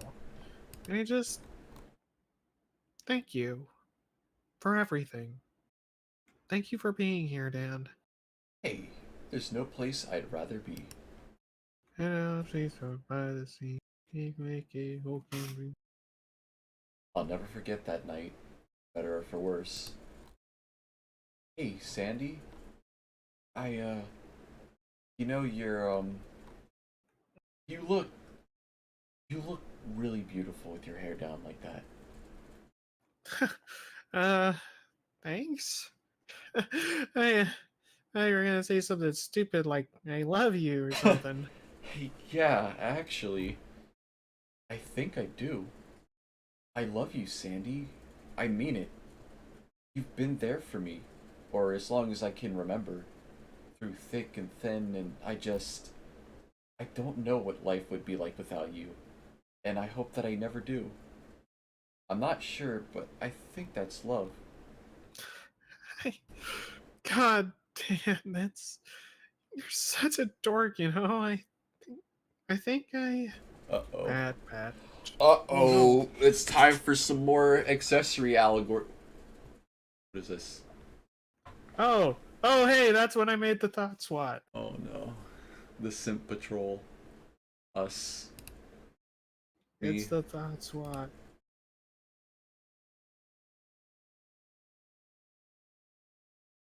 Oh shoot! My ribbon! Where's my ribbon? What? Your ribbon? I don't know. It must have come undone on the roller coaster. Oh no! It could be anywhere right now. Wait, am I missing? Maybe look now. We can find it. Am I missing a panel? It goes from that to maybe if we look now, I'm sure we can find it. No. Yeah, there is a missing panel. Sandy is like, oh no. And you drag the page in. If I can. Where's Discord? Here it is. This one. The third panel.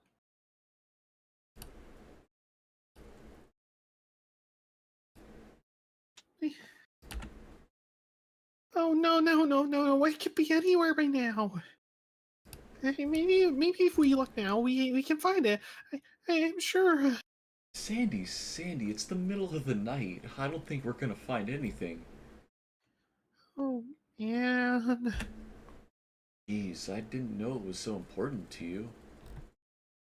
If you want, I could buy you a new one. Or you can use some of that model money. No, Dan, it's not just that. You don't understand. I've had that ribbon for as long as I can remember. I used to wear it all the time in elementary school. It's like the one thing that's been with me since I moved out of Roseville. Oh, Dan, I I'm so sorry. Oh no. Oh, I went backwards. Ah! What's she sorry That's for, what huh? that's What you what I meant. apologizing for, huh? Huh? What? Hold on, I need to use the bathroom. Alright, I'm gonna use your shoe.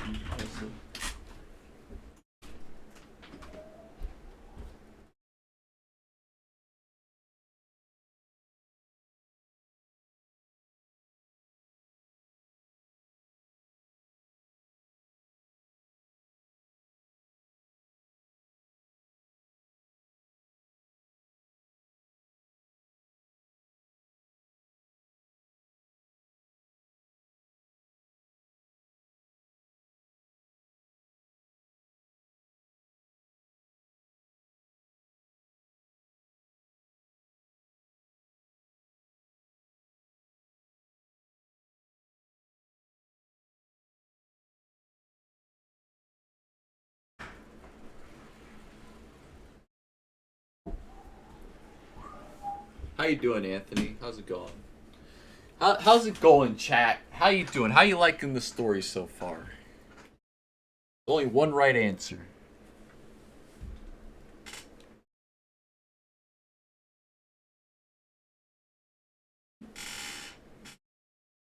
I'm back. You liking the story? Yeah, it's pretty good. What? Welcome back. What? Oh, I'm glad you're liking it, because it's about to get really dense. So much going on. Every frame is so dense. Oh. What? What do you mean? Sandy, what's wrong? Dan, I'm sorry, this was a mistake. Sandy, what are you talking about? Are you okay? Sorry, I'm so sorry, I need to go. What? What's wrong? Dan, no, I can't do it. I'm sorry, Oh man, I forgot to fucking erase the. I'm sorry. Wait, no. I'm It's so to be sorry. because I just motion, can't. whatever. No. I was gonna point out the fact that the coloring is weird for that panel, but I was like, oh wait, no, right, because it's supposed to be like a ghost wave, like wow. Anyway, I'm sorry. I'm so sorry. I just can't. Dan, I can't do this. I, I have a boyfriend. I'd kill myself, honestly. I'd be like, alright, off to Oh. hang myself. No. You're kidding, right?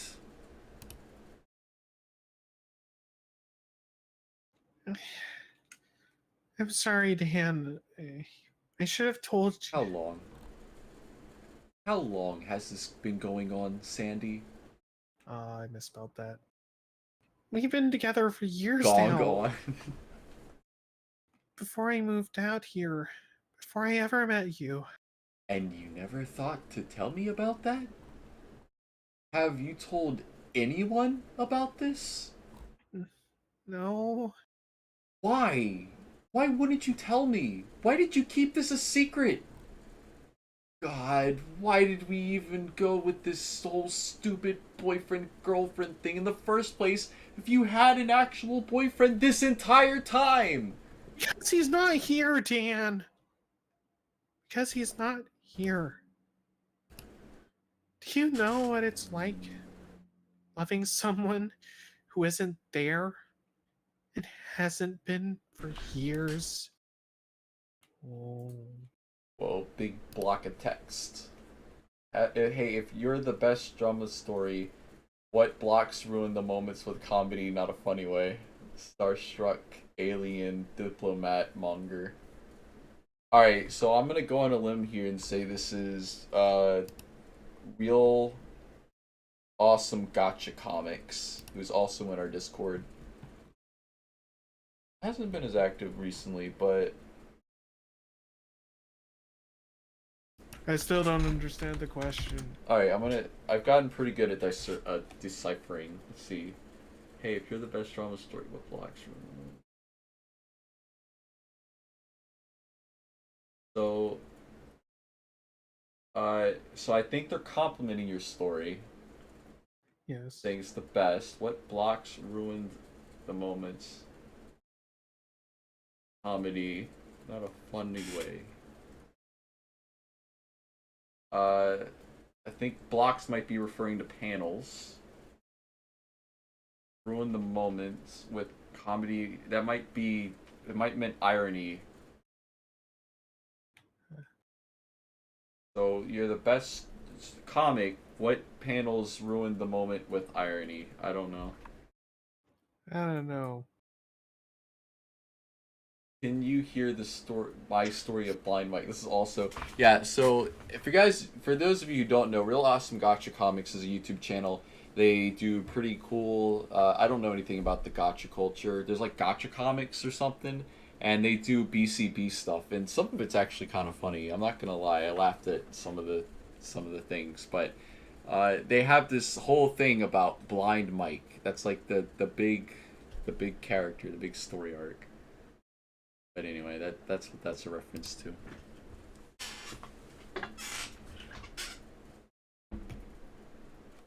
I know I should have told you, but as dumb as it sounds, I forgot. You forgot you had a boyfriend. How? Well, it's like I said, because he's not here, Dan. Can't hold him. I can't see him. I barely even get to talk with him anymore. The only way we can talk is just by writing letters to each other. But it's really hard. I don't write as often as we used to. And I don't even know if I can anymore. Every time I read his letters, I'm so happy, but lately it's been hard finding the time or the words to write back. Sometimes I wonder if the last letter I get really be the last. Is that where I fall into all this? Mm. Angry face. Stern. Angry face emoji. What? No, Dan, it's not like that. Then tell me what it is like, Sandy. Tell me. Oh no. Then what is it like, Sandy? Tell me. Where do I fit into all this? What am I to you? Just a placeholder for your real boyfriend? No, not at all, Dan. You're my best friend. Really, Sandy? Because best friends are meant to tell each other everything. Lord knows I've told you everything. How could you keep something so important a secret from me? Why? It didn't seem that important. Just never came up. Sandy, that's not the point. It shouldn't have to come up like this for you to tell me about your love life. I mean, why couldn't you trust me with knowing? Because of this, Dan. Because I was worried this exact thing would happen. I couldn't tell you because I knew that you would treat me differently if you knew. Just like everyone else. Uh-oh, flashback time. Hooray, it's Whoa. a flashback within a flashback, and this one's done by Absol. Whoa, look at the lighting. Whoa, look at the art. Whoa, that's crazy. This is great. Found it to be a bit much, but it's nice. When I first moved out here, I was a lot more open about myself. I was in a new place, new people. Mom said I should try to make new friends, so I did. When I told them about my mom and her job, I quickly became popular. But I quickly realized that they were only really interested in me because of what I had. And once they found I could not and once they found that I couldn't give them what they wanted, they all abandoned me. All the Yeah. girls were jealous, just wanted to be my friends so they could become models. All the boys cared about were my looks and thought I was being stuck up when I told them I had a boyfriend. Big old ears. Nah, the classic droopy ears. Got a ping. But I don't know what server. Alright. Now we're back. By the time I got to middle school, I stopped talking about myself. Well, yes. Yes, that's right. It didn't stop the rumors, though. Show me to... Hey, Skanky! Stay the hell away from my man. Skanky. Hey, you know. Oh, that's so funny. Oh, this is where I like put. This is where I'm like, Skanky. you get to take all that sass and fucking put it into all the sassiest jokes we can. What are you talking about? I don't even know you. Yeah, well, I know you. Pretty little Miss Perfect. Think she's better than everyone else? You think you're so bad because you got mommy's money. Why don't you go get your own boyfriend? Oh, wait. That's right. You totally have one. He's just in Canada, right? I bet he's a model, too. Hey, bitch Beth, calm your tits down. Calm your tits for a second. Why don't you go over to the elementary school and pick on someone your own size, huh? Oh, if it isn't the jolly gay giant himself come to grace us with his presence. Oh, honey, that's just a harmful rumor. You know I'm only gay for you. The jolly gay giant. It's great. I'm only gay for you. It's such a good burn, too. That and go to the elementary school and pick on someone your own size. He's calling her a pedophile. Alright. What? Oh, no, I know. She's short. Yeah. And also Dan is tall. Dan's a big boy. Oh, I see. You switching teams for Little Miss Perfect, huh? Sorry, she's too busy eyeing my man to want you. Wait, is that true? What? No way! I've never met her before. Oh, thank God. Trust me, you don't want to touch anyone she's been with. It's tainted meat. Flattery! It was a cold sore, you asshole! A fucking cold sore! Which is also known as... That's... Fuck you, damn goddamn... Ah. Now, brown cow. Let's not do anything that's not gonna make this a short school day, okay? Whatever, homo. What do you care anyway? What are you, her boyfriend now? Rather her than you crazy bitch. Wait, are you actually gay? Depends if you're gonna ask me to go clothes shopping with you. Then no. Damn, fucking wrecked. Hold up, I got a question in mind. Oh well. Oh yeah, I remember now. Hey, are Dan and Matt gonna hook up? Whoa. Damn. No, how could they? They're in two separate states. And if Dan were to visit Sandford in Roseville and meet Matthew, No. I'm not going to... I'm gonna make it happen. I'm gonna write a story. I'm gonna write a story. Anyway. You watch me. Thanks for stepping in for me. I'm Sandy, by the way. Pleased to meet you, Sandy. I'm Dan, if you didn't catch her yelling it. What is our problem anyway? I don't know. Too much TV? Boredom? Well, not to sound ungrateful, but it was a bit harsh, wasn't it? Trust me, you show some people a soft hand, and they'll bite it off. Besides, she's going against my New Year resolution of no more bitches. Meeting you was the greatest thing to happen to me since moving to Richter. For the first time, I felt happy. I felt comfortable. Most of all, with you, felt like home. And for the first time in a long time, I wasn't thinking about the real home that I left behind. Oh shit. And hey, another Absol page. Gosh. Alright, go ahead. I didn't know why I did. I don't know why I didn't tell you about my boyfriend. Maybe it was because a part of me was worried you wouldn't be my friend if I wasn't available. Even though it wasn't going to affect our relationship, I just couldn't.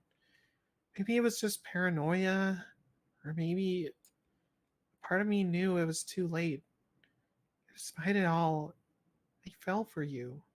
Why would she be afraid of him leaving her because she wasn't quote unquote available when he said he was gay?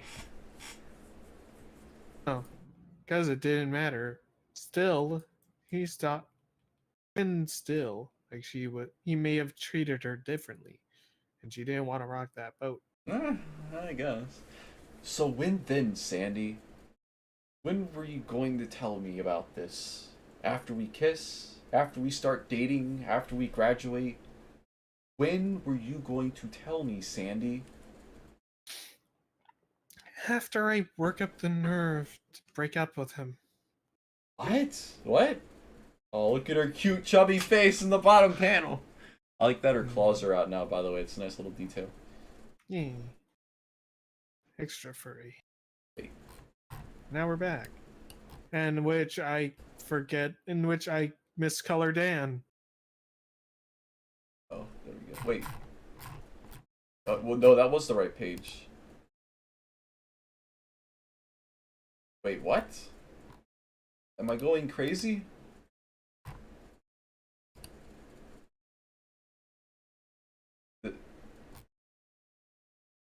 You're going backwards now. You were heading forward before. Now you're going backwards. Oh no, it's because when I clicked on the Absol picture, it changed. I hate Tumblr's navigational system. There we go. Oh fuck! I just fucked it up again. All right. You don't mean that, do you? I do. I told you, Dan, I love him, but I don't know if I can anymore. This relationship, this love, it's not it's not sustainable. I've wanted to tell him so many times. Andy. It hurts. It hurts too much to put into words. Every time I try to write it, I just can't. I can't bear to admit it. That loving like this, it's almost torturous.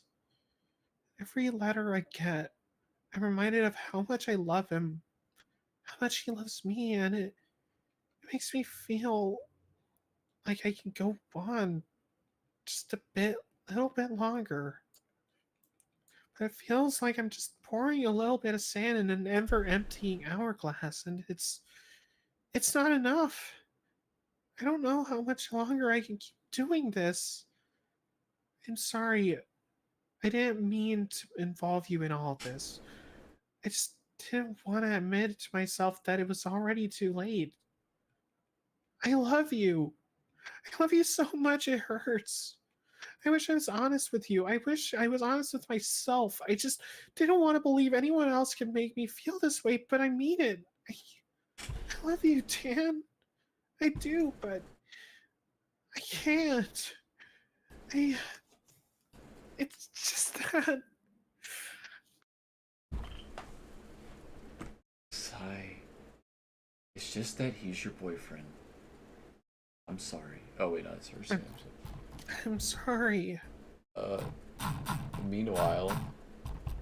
Oh wait, no, this takes place before the. I don't want to give it away before we get to it. All this stuff happening, and meanwhile we don't know what the fuck's going on in the actual comic, and Mike's talking to her every goddamn chapter now. And all she's trying to do is lust after the Korat. He wants to make it work. I love him, Dan. And he just don't know what to do. What do I do? Sandy, don't. You can't ask that. what am I supposed to do, Dan? I mean, he must feel the same way, right? Like this distance, this love. He's suffering like me, and it just feels like I'd be abandoning him. All this time was for nothing. This sounds familiar, doesn't it? Sounds like the same conversation or a very similar conversation that Mike and Augustus had. Boy. Almost the exact wording right here, and all this time it was for nothing. Well, you know, most people don't end up with their third grade crushes. Damn. What do I do, Dan? What do I do? I love him, but if I have to choose, if it's between you or him, Sandy, I think that's something you should talk about with your boyfriend. And I'm sorry, but I'm not your boyfriend. Dan, I can't be him. Not like this. Dan, please. No! Sandy, stop! I'm hurt. And it's been a long night. I think we should just go. Or you say something that we'll both regret. Hooray! I did want. Okay, so I'm gonna. This is a good moment for me to take a break and just mention, like, this whole scene, this whole chapter, it was very. It harkens back to the days of January, where it's just kind of go with the flow and make it up as we go. And in particular, that whole thing, like up until the driving scene, there was a few ways that this whole scene was supposed to unravel and go. In fact, one of the things was that this was one of the things that one of the proposed ideas for this reveal was that Sandy actually gets a call from Mike or a text message from Mike, and she's like, "Oh, it's my boyfriend," and she absentmindedly responds to it, and then Dan sees it and he's like, "Wait a second, you've been talking to your boyfriend this entire time? What the, you son of a bitch! Wait, what? Where was this?" And he's like, "Oh yeah," she's like, "Oh," and she's just kind of ditzy about it. And I'm like, it's a bit too stupid for Sandy. Like the, like yeah, it's one thing to have her be stupid and forgetful, but it's like, oh no, that'd be too stupid.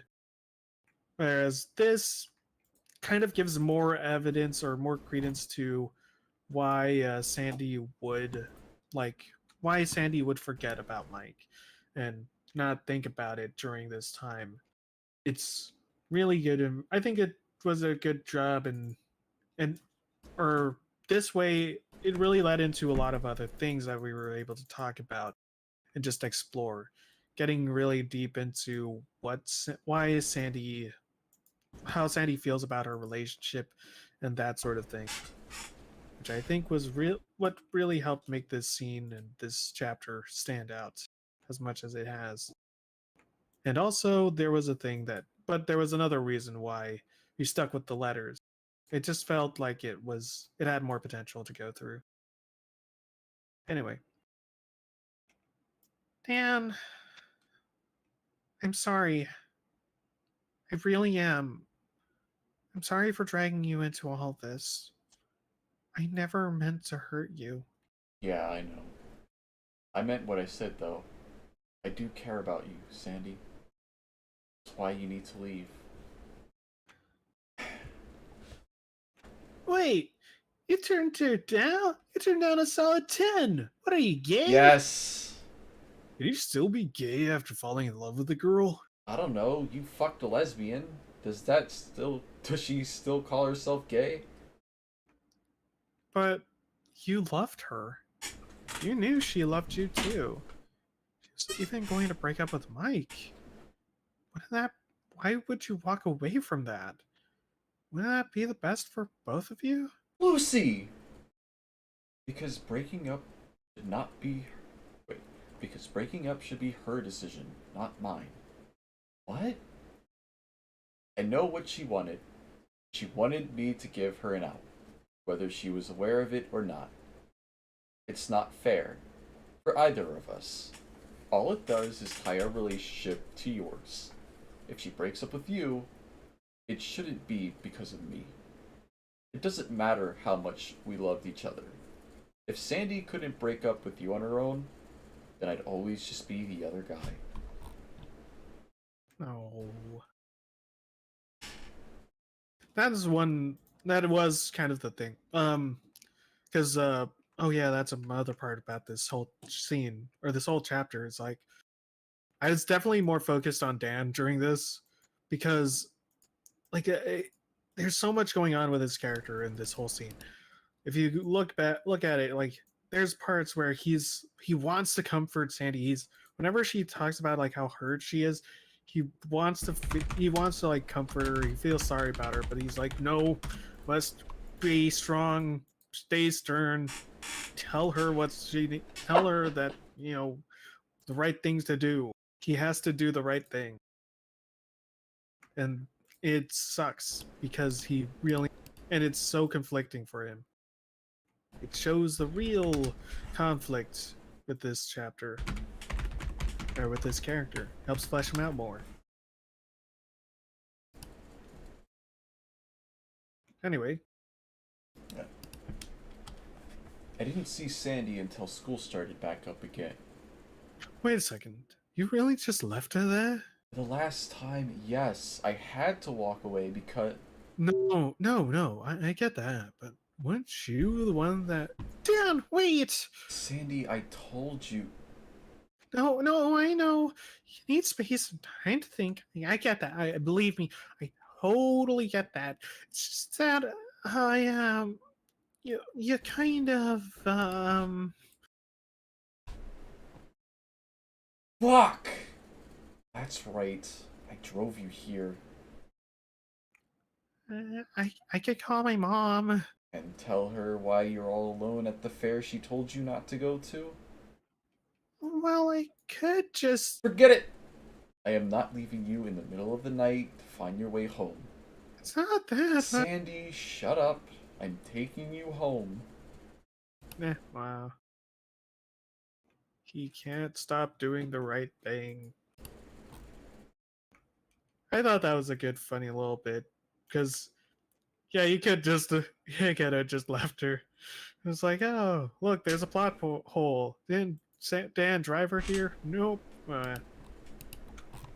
Also, there was a missing page here. I was gonna have another awkward joke where the two are driving in the car and then awkwardly fitting music starts playing. And they're trying to switch over and more awkwardly fitting music plays. And that classic gag.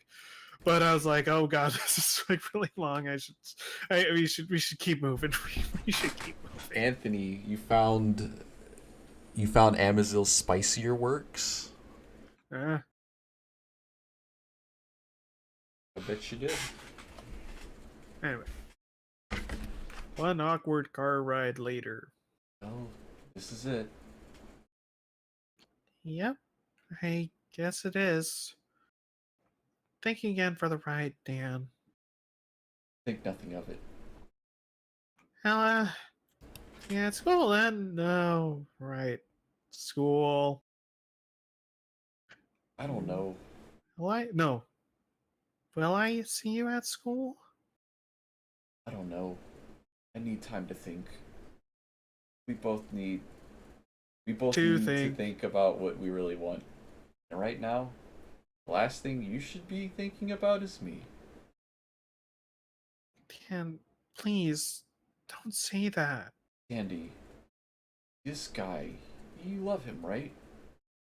Yes, I do. And you need to talk to him. Also, that one's more of a subtle nod. This guy, you love him, right? That's Zach's line. Oh yeah, spicy. I love me boy. He never came back or got his song or got any of the things.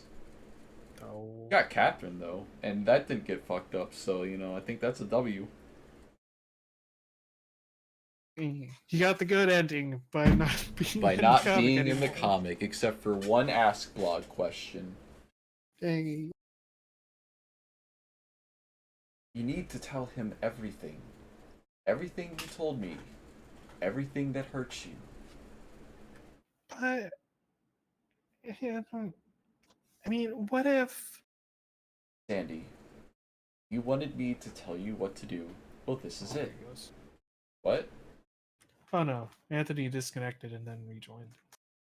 You need to be open and honest with your boyfriend and with yourself. I know it's scary. I know it's hard. But I also know you're hurting.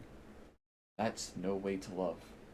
Because if you really love this guy, no reason you can't tell him how you feel. I mean, that's what being in a relationship is supposed to be about. Your boyfriend should make you feel comfortable and secure. Any problem you have should be a problem he can help with, especially when it comes to making you feel happy. But at the same time, wait, I'm reading this correctly, right? Yeah. But at the same time, it's not fair to expect him to solve a problem he doesn't know about. That's why you need to talk to him. I mean, if you don't trust him enough to tell him the truth, then how much do you really love this guy?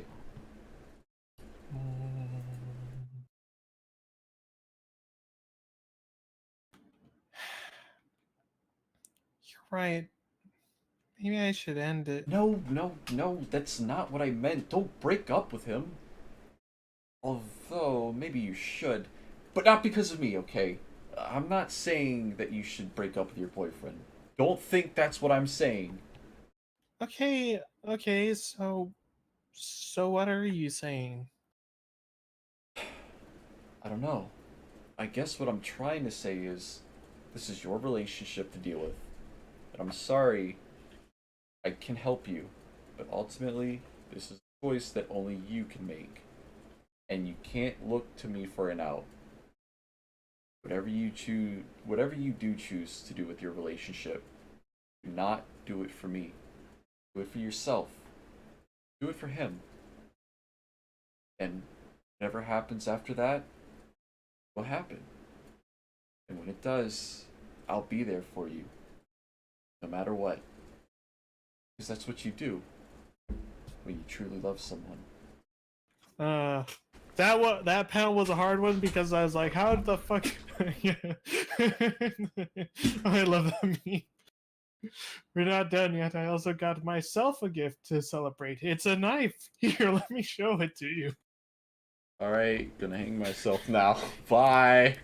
But that panel, the last panel, I should mention, like that was a hard one because it's like, how does a snout dog like hit his head on the steering wheel? Like how do you head desk as a snout dog? It's really hard. Big Sag. F's in chat. F's in chat for Dan. Yeah, he did the right thing, but man, Their ship would be man, called man, it Dandy. sucks. Their ship name is Dandy. Yeah. Huh. Oh, that's so sweet. But it's wrong! This man is a liar and gay. What? Oh, God, David, no.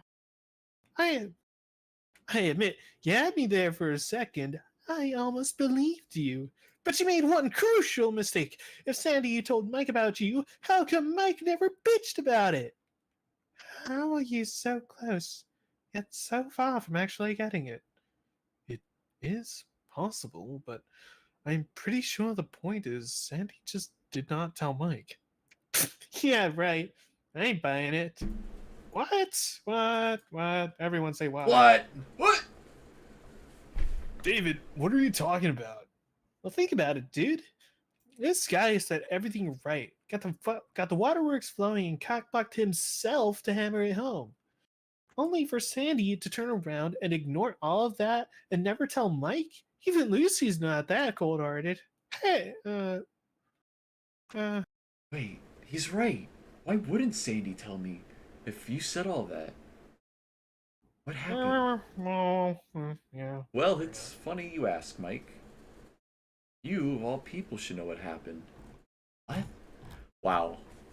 Lots of text. Yes. Well, yeah, I'm really happy with this page, especially that fucking Sunrise David panel. Like that was the first time trying that. I'm like, oh yeah, this looks really good. I really like Oh, this. the meme format panel. Well, it's not just a meme, but just kind of the but the shining star David.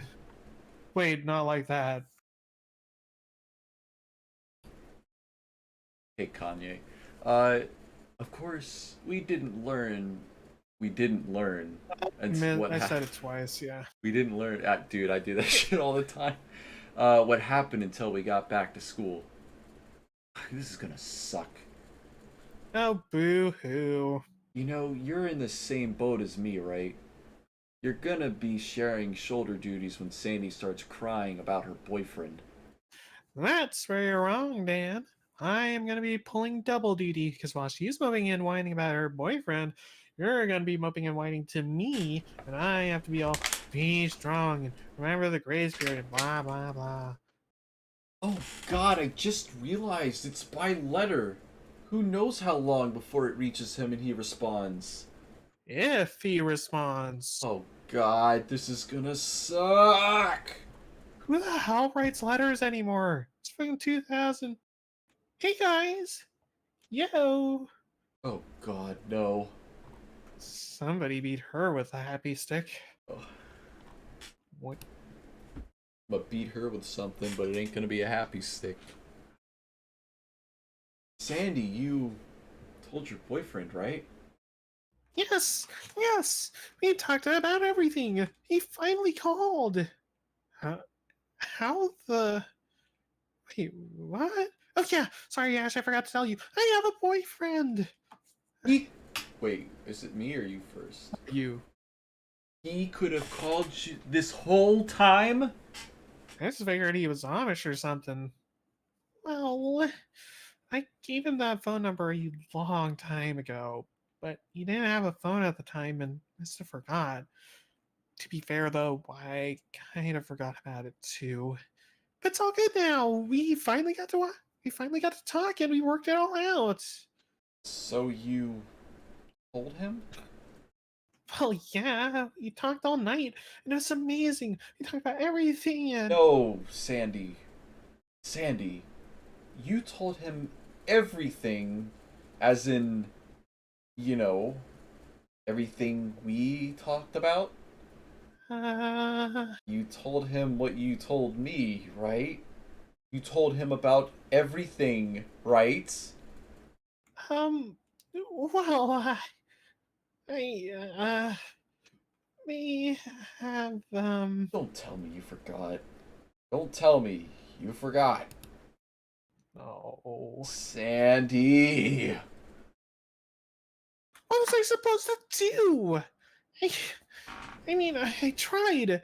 I tried writing, but I couldn't find the words. And out of nowhere, he calls me. Of all the times he could have called me, he chose to call me that night. And you know what he asked me? He asked me, "What am I to you?" And what do I say to that? Oh, hey, thanks for Oh, hey, thank you for calling the Hot Mess Hotline. Sandy speaking. How may I help you? Oh, what is that? You're unsure about your relationship? Wow, that's funny. Because I've been going nuts over here trying to tell you how I'm so lonely because we can't really talk. But oh, wow, you could have called this all time. Wow, that's that's great.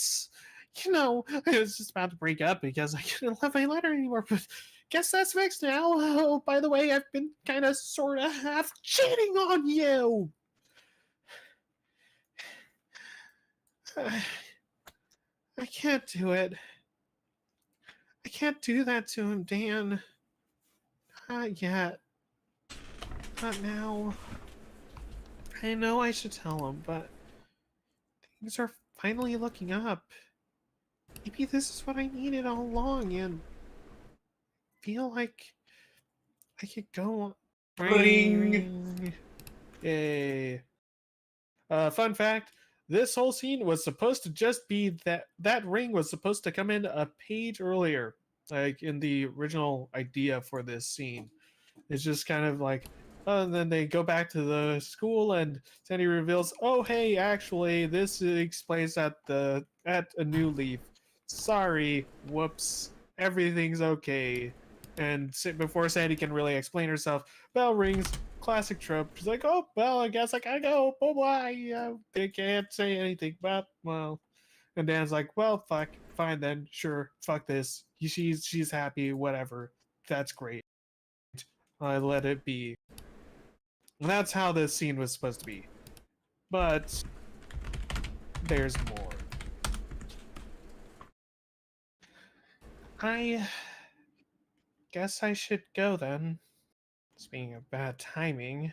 Yeah, you should. Speaking of perfect bad timing. Dan. Dan, I'm. I know, Sandy. We're sorry.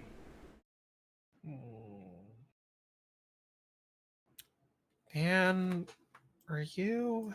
I'm fine. It's great. Didn't you hear? Everything's fine. Sandy worked it out.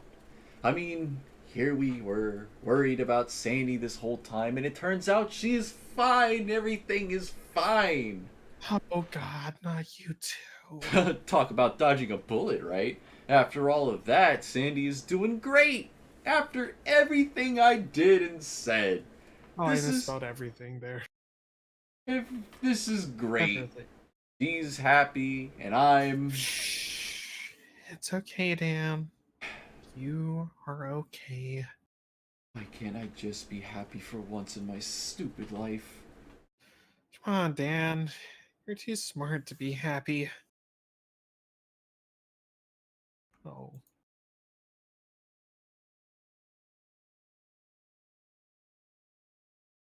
You did the right thing, Dan. Why does it feel so wrong? I can't shake the feeling like that was it. That was my one chance to be happy. Be... To be normal, right? Come on, Dan, be real. You're not cut out for being normal. So, was he like banking on her breaking up with Mike so they could be together? No, he What it was willing sounds to like. take either way. He's like, if they break up, then he's willing to take chance, and he would be willing to support her, and he'd be there as a friend, and if she stays with him, like that's fine, as long as it.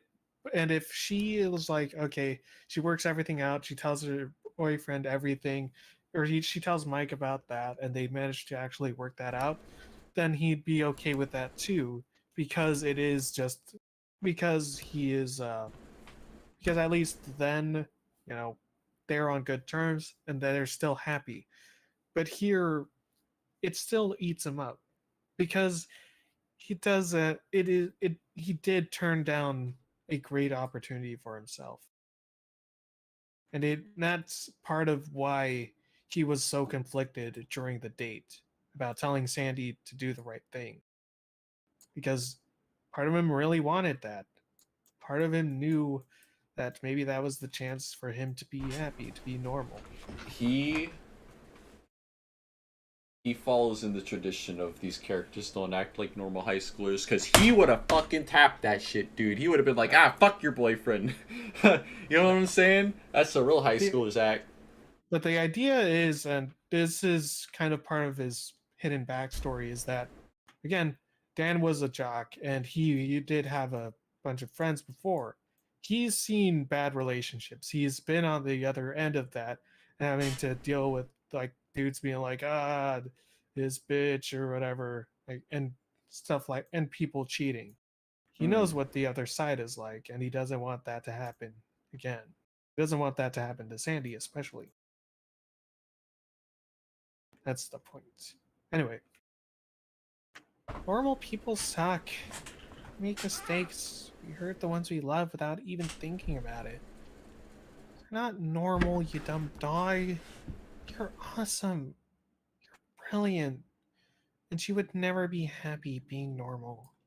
Because it wouldn't be you. If you took Sandy that night, you'd be crying to me about how you can't trust her, how you feel used, and You don't deserve that. You do deserve to be happy. More than that, you deserve to be loved. Unbridled, uncompared, and unconditionally loved. And you'll find it. One day you'll find someone who will make you happy and who will love you and make you happy. Truly happy.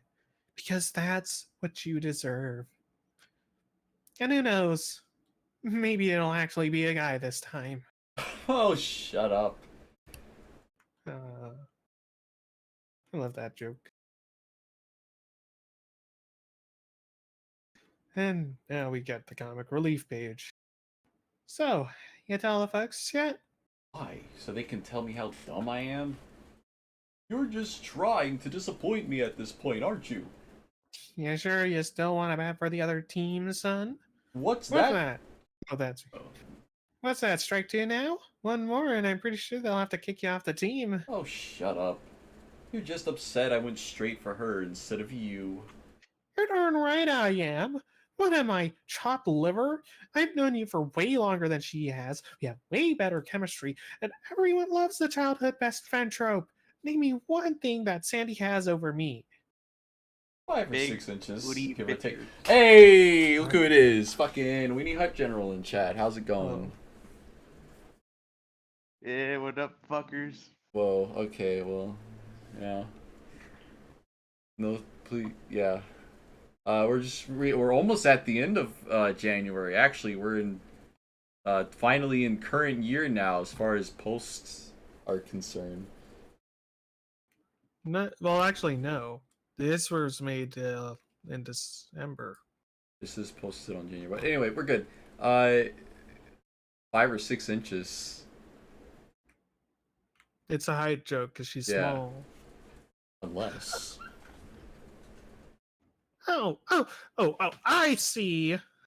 Tell you what. Switch those crutches for stilts and I might think about it. I can't believe what I'm hearing. My bestest friend, who I just poured my heart out to, has come out as prejudiced against short people. This is worse than when you came out as gay.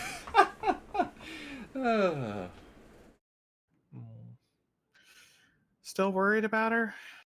More worried about him than anything. This guy deserves to know what's going on. And what are you gonna do? Fly out and tell him yourself? I don't know. God, why can't I stop worrying about this? I'm gonna die alone, aren't I? Don't be so dramatic. If anything, we'll die alone together. Oh, Ash. So, yeah. So it's a good thing you came. Don't worry, pal. Wait, yeah, blah, blah, blah. Don't worry, though. She's all yours, pal. Wait a sec. Where did that girl you kept awkwardly glancing at go to? Oh, Lucy had to use the bathroom. To be fair, it was a pretty long story. Doesn't really help us with finding Sandy, though. Was it supposed to? Sandy was gonna break up with me that night? Yes, thanks to this absolute king, you're still together. Thank him, Mike. Yeah, why are you moping? You should be on your knees worshipping the ground this gay king walks. That's not the point. You're just eating this up, aren't you? Hail to the gay king, baby. Wait, you said strike two, so does that mean you were with another girl before Sandy? Well, yeah, although it was a long time ago and it didn't last very long. Yeah, because someone decided to be gay. Uh-oh. Do you know what this means? He turned down 2 girls, making him a pimp, a gay pimp. But he's also a king, making him a gay pimp king. It's ruler of all the gay pimps. Ruler of all gay pimps. All gay pimps? How many gay pimps do you know? Well... Shut up. Shut the fuck up, Paulo. I swear to God I will reach across this table and smack the shit out of you. Stop fucking smiling, you son of a... I hate you so much. It's not a joke. You think it's funny. Oh, wait, that's the last page. Unless you want to read the sketch page. Yeah, we can put the sketch page up. Where is that page at? I fucking hate that, I don't have the sharpen fucking tool I thought in she posted this it. damn thing. Am I crazy? It should be in BCP fanfiction. Oh, there it is.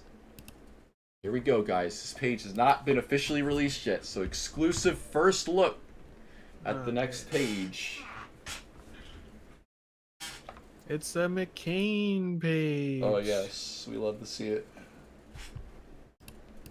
Okay, we're getting. Well, actually, I think that first sentence is going to get cut, but do you know anything about Sandy's disappearance? Sorry, bud. I got nothing in that regard. Honestly, I thought you guys would know something. Yeah, well, as you can see, we are woefully ignorant. But that's why we have our Ace McCain on the case. What? So, what do you think, McCain? What does it all mean? What the hell would I know? From what I can tell, the story doesn't have any influence on Sandy running away. If anything, she benefited the most out of that situation. Not to mention, that was a long time ago. Why would it matter now? Unless... Unless what? Come on, think, McCain! What's that big brain thinking? I'm thinking this was a waste of time. Don't be like that. Come on, there's gotta be a connection here. Some clue or question we just aren't seeing. There's a girl missing out there. No one knows where she is, and if there's anyone here who can piece these clues together and find her, it's you. You're just stroking my ego, so I solved this mystery for you. Well, is it working? They really haven't figured out she ran away because of Mike. Like, Oh, no, they want to know like what the details are. There's some like to know they're meant to be interviewing everyone and kind of seeing what if there's maybe something more going on. But could you tell us anything about Sandy's behavior before she ran away? Perhaps a random shift in mood or personality. Because there is another reason, and I am scrambling really hard to figure out how to get the kids to ask the proper question and what that proper question is to reveal that. oh, well, that's the page. Good job. It is. Yes, it's McCain, baby. McCain time. The whole... Everyone's getting their detective hat on. Wow. That... What? One. Okay, this does not work. What? I tried to navigate to the title page. 150. I don't know if I've actually posted the title page in there. Anyway, there we go. We did it. All of 124 pages. You know what?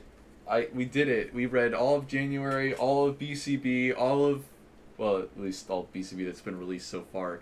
All of False Idol that's been released so far. And wow, what a ride. What a fantastic ride. And you know what? We took so long to do it that now we're almost to 300 subscribers. So, or like we're halfway there. So there's that. What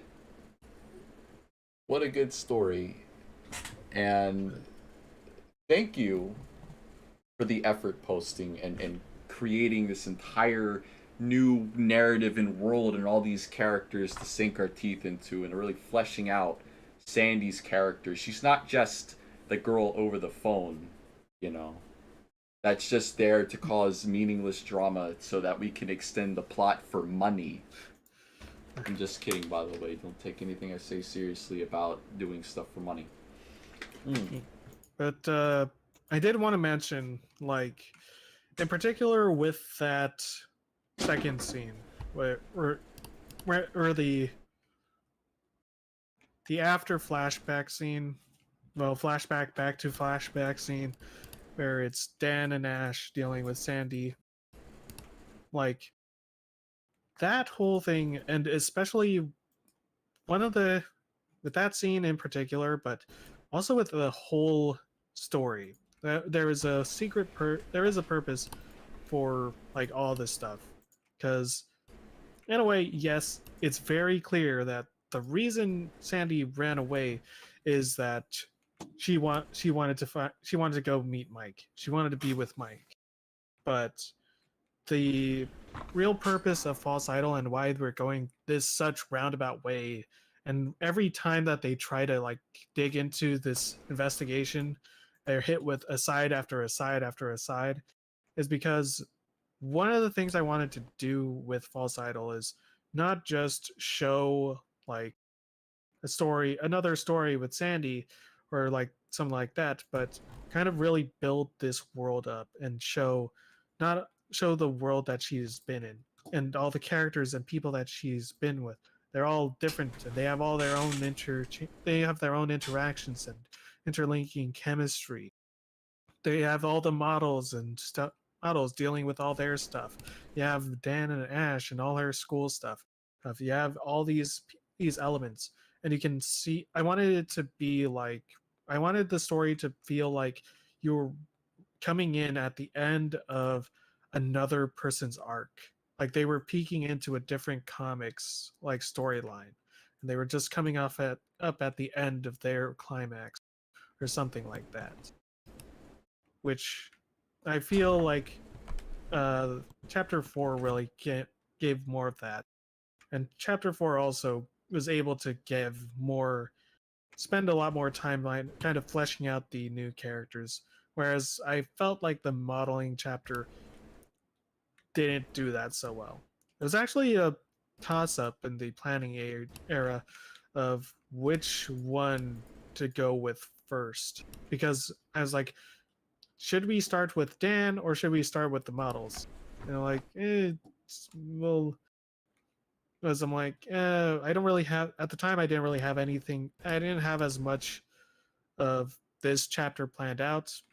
It was literally just the date scene, which could have been the letter or the phone, and then Dan tells her, "Hey, you gotta fucking deal with your relationship. You gotta fucking learn these things. You learn all this stuff about Sandy," and then they fucking leave, and then she comes back, and then we find out, oh no, actually, Sandy did not do that, but there's more. But there's more to it.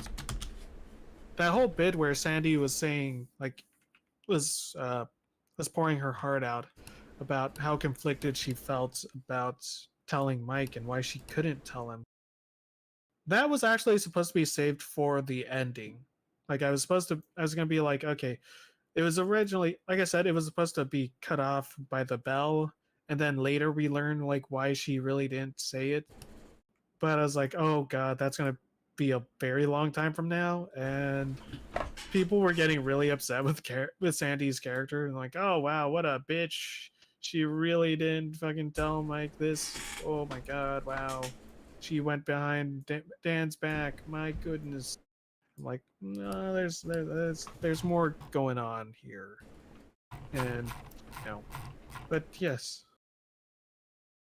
I think it's really good idea here. But yeah, I'm really enjoying False Idol. It's a very, very long comic, and we are only barely trying to creep our way to the halfway mark. My god, I need to figure out how to get us out of here. Get us to the fucking next chapter somehow. But we'll see.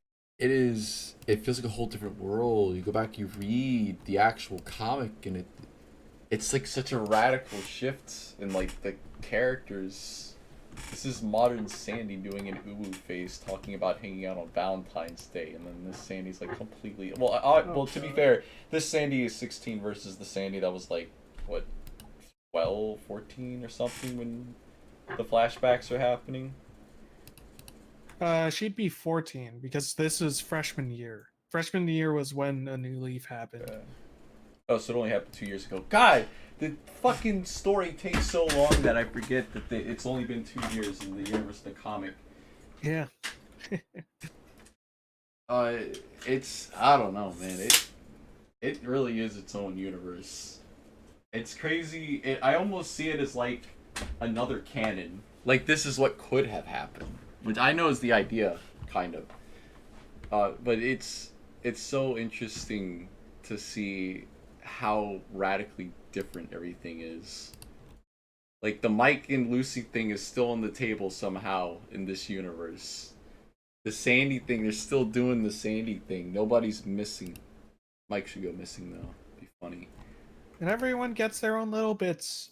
That was the one thing with like the page that I just put up now, the sketch page.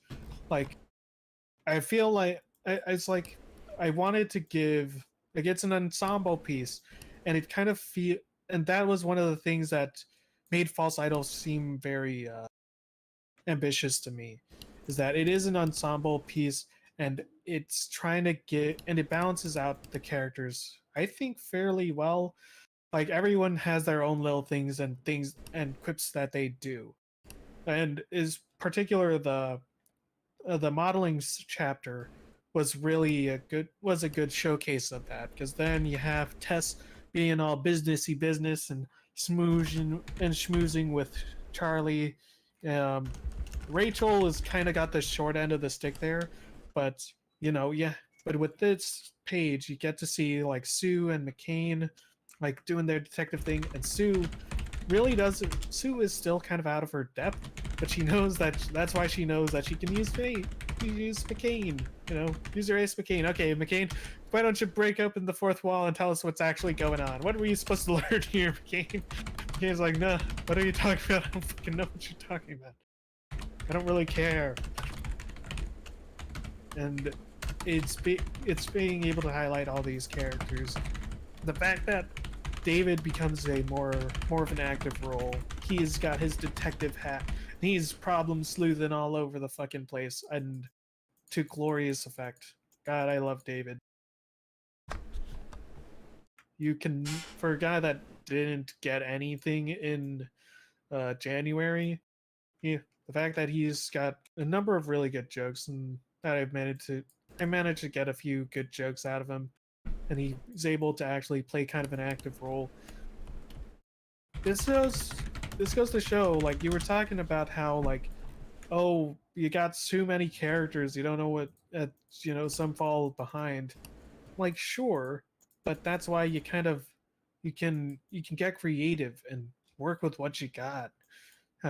See the different chemistries. What would some of these characters have insight into, or how would they view it in a way that's different from everyone else? Like David and Paolo are focusing when David and Paolo are listening to the Dan story, they see that they understand that fucking Dan just turned down this fucking great love that she had, and there's something and that's what they're focusing on. Daisy's like, oh, that's so sweet, you did the right thing and she saved the relationship, but they know that there's something amiss, even though they're not completely correct. They have their own little weird way of looking at things, different perspectives, kind of playing with that. It's great. That's what I'm saying. Yeah. It is good. I think that's why it feels so radically different, because everything is so fleshed out. And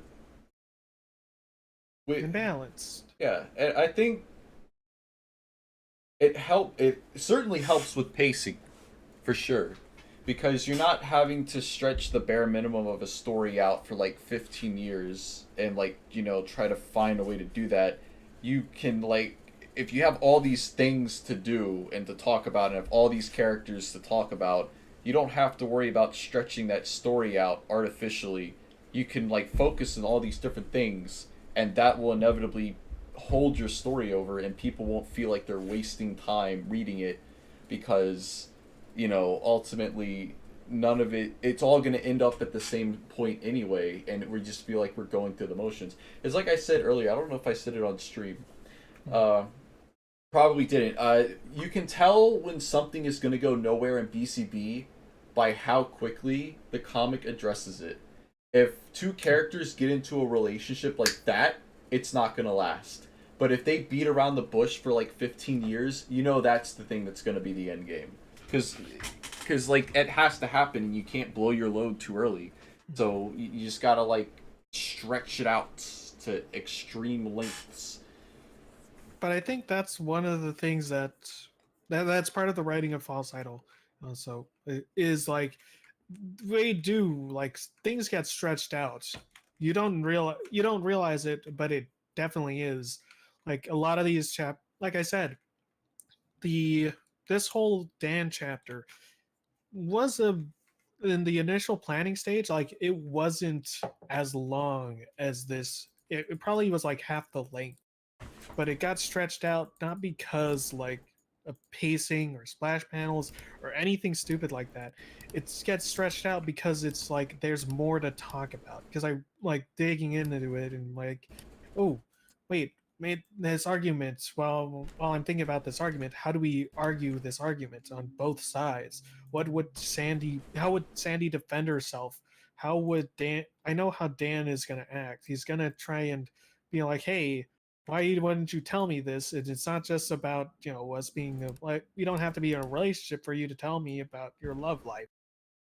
And how would Sandy defend herself other than just outright saying, oh, because everyone else is like mean to me and I'm just being sad. Is there anything more? What more is there to this? And what more? And how does Dan view this? How did Dan come to this conclusion?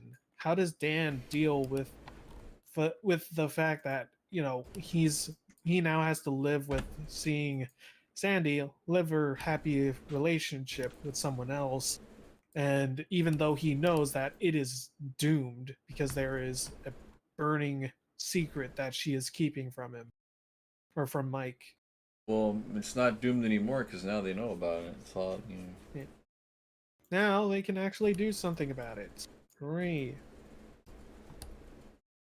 But yeah, that's what I mean. Like, uh, again, the Ash and Dan interaction was not intended to be a thing, but that whole part was actually a deleted bit because I started to think about what would happen. How does Dan like act after that date? Like after he drives off from Sandy, how would the end of his night go? And I was like, what if he fucking talked with Ash? Like, oh yeah, Ash is there, and they have their relationship. What if he talks to her at event and talk and work through like what to do now with Sandy now that Sandy's relationship is this way and they have to fucking play damage control and you know be the shoulder to cry on. But and that and that's where Ash really got flashed out because that character, as sweet and as great as she is, was not meant to be a character. She really wasn't. She was what I called a purpose-built character, like similar to like Sandy or other characters in BCB. I'm sure I've not given that knock to. They're just kind of there to fill in the place of something. Because they're like, oh, we need someone who can talk about this with these people. Like, okay, sure, that was Ash, but then it's like, oh, we now have we can, but by thinking about like this dialogue and this sort of situation where Dan is vulnerable and he needs someone to lean on, like now she has a place. Now she can show her personality, and now we can get into this a bit, and that's where that kind of extends and it fleshes out the story, fleshes out the characters, fleshes out this world even more. And you can now better imagine the dynamic between these three in school. You can understand the dynamic between her and between Sandy and her work and all that jazz. oh, You get the world building. Also, I love the design of that waitress. I think she's cute. the Jasmine waitress. No, she's blonde. Oh, yeah, you know what I mean, like the tuxedo cat. Yeah, it's a cute character. I wanted it to be a calico, but then I realized I don't really know that color, how to do that coloring. and it would be very difficult, even for just a one character. It didn't really look right to me. I'm like, it's also there. Yeah, that's the page where that's the gay pimp page. Yep. That was like at the 13th chapter of this 157 long chapter comic. That is a reach. Only the truest G's will know that's a reference to this, and now everybody will because they read this. Yeah. That's Panel one of 15 the will call him incredible. fucking love that joke. That joke had stuck with me for so long because it's so outrageous. Love it. Homo McWhiskers. Yeah. Oh, it's confrontation. Whoa. Oh, it was right before No, it's not. Because fucking I forgot they changed the darn order of chapters. Yeah, this came out in 2006, and this came out in 2010. So people had to wait for 4 years for this comic. No. This chapter, worth it, honestly, in my opinion. It's the best chapter in the whole comic. If you guys want to know more about that, go check out the review. Also, the epic dub that we did for it. Plug the dub. But yeah, do you have any final thoughts? I know False Idol isn't over. I don't know if you just want to like reconvene to read this when it's like completely finished, or like how, or at least when this chapter is done. I don't know how many chapters you said you got planned for it. There. Let's see. Oh, see. And there's one other big scene, or one other full chapter. Then there is, I'd assume, probably a half chapter. A shorter chapter than this one. And then there's going to be one penultimate chapter and then the finale. So like 5 or 4 chapters. Alright, so we can reconvene when this chapter is finito, and we will finish. Here's the funny thing. The next chapter, I would say it's shorter than the rest. Because there's not that much that I think is in there. However, that's how all scenes and chapters go. There's not that much in there.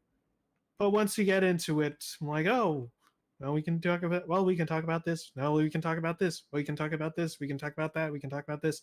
And then it just balloons to like 40 pages. And that's fine.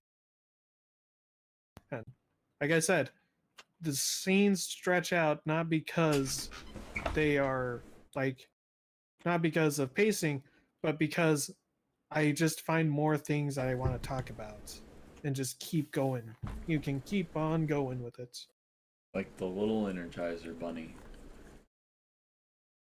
Great. Yep. Alright. Well, if that's everything, thank you guys for showing up. Don't know what I'm gonna do 2 weeks from now. If I'm gonna like find something to live stream about. Maybe I'll make the live streams the art showcases. I don't know. The artist spotlights, since I haven't been doing that as a video. I was actually sitting down to record the Daisy AI chat video, but maybe I'll make those in the live streams. Maybe we'll just like have a live stream where I sit down and we talk to one of the chat bots for a couple hours. I don't know. Because you can refine them and make them better, so we could like make them more like the characters are supposed to be. There's a whole lot of them now. See, I pinned it because I didn't want to. What do you mean there's no pins? There we go. Let's see. Well, We got Daisy, Lucy, Sue, Amaya, Mike, Paulo. But they kind of neutered the chat AI, so you can't. There's some stuff you can't do anymore. But it is. Alright, oh, hey random Tony, I didn't even notice you joined. But you can't hear me right now. Or maybe you can, maybe you're watching the stream. Anyway, we're gonna wrap it up. That's it. Have a good day, everyone. Bye-bye.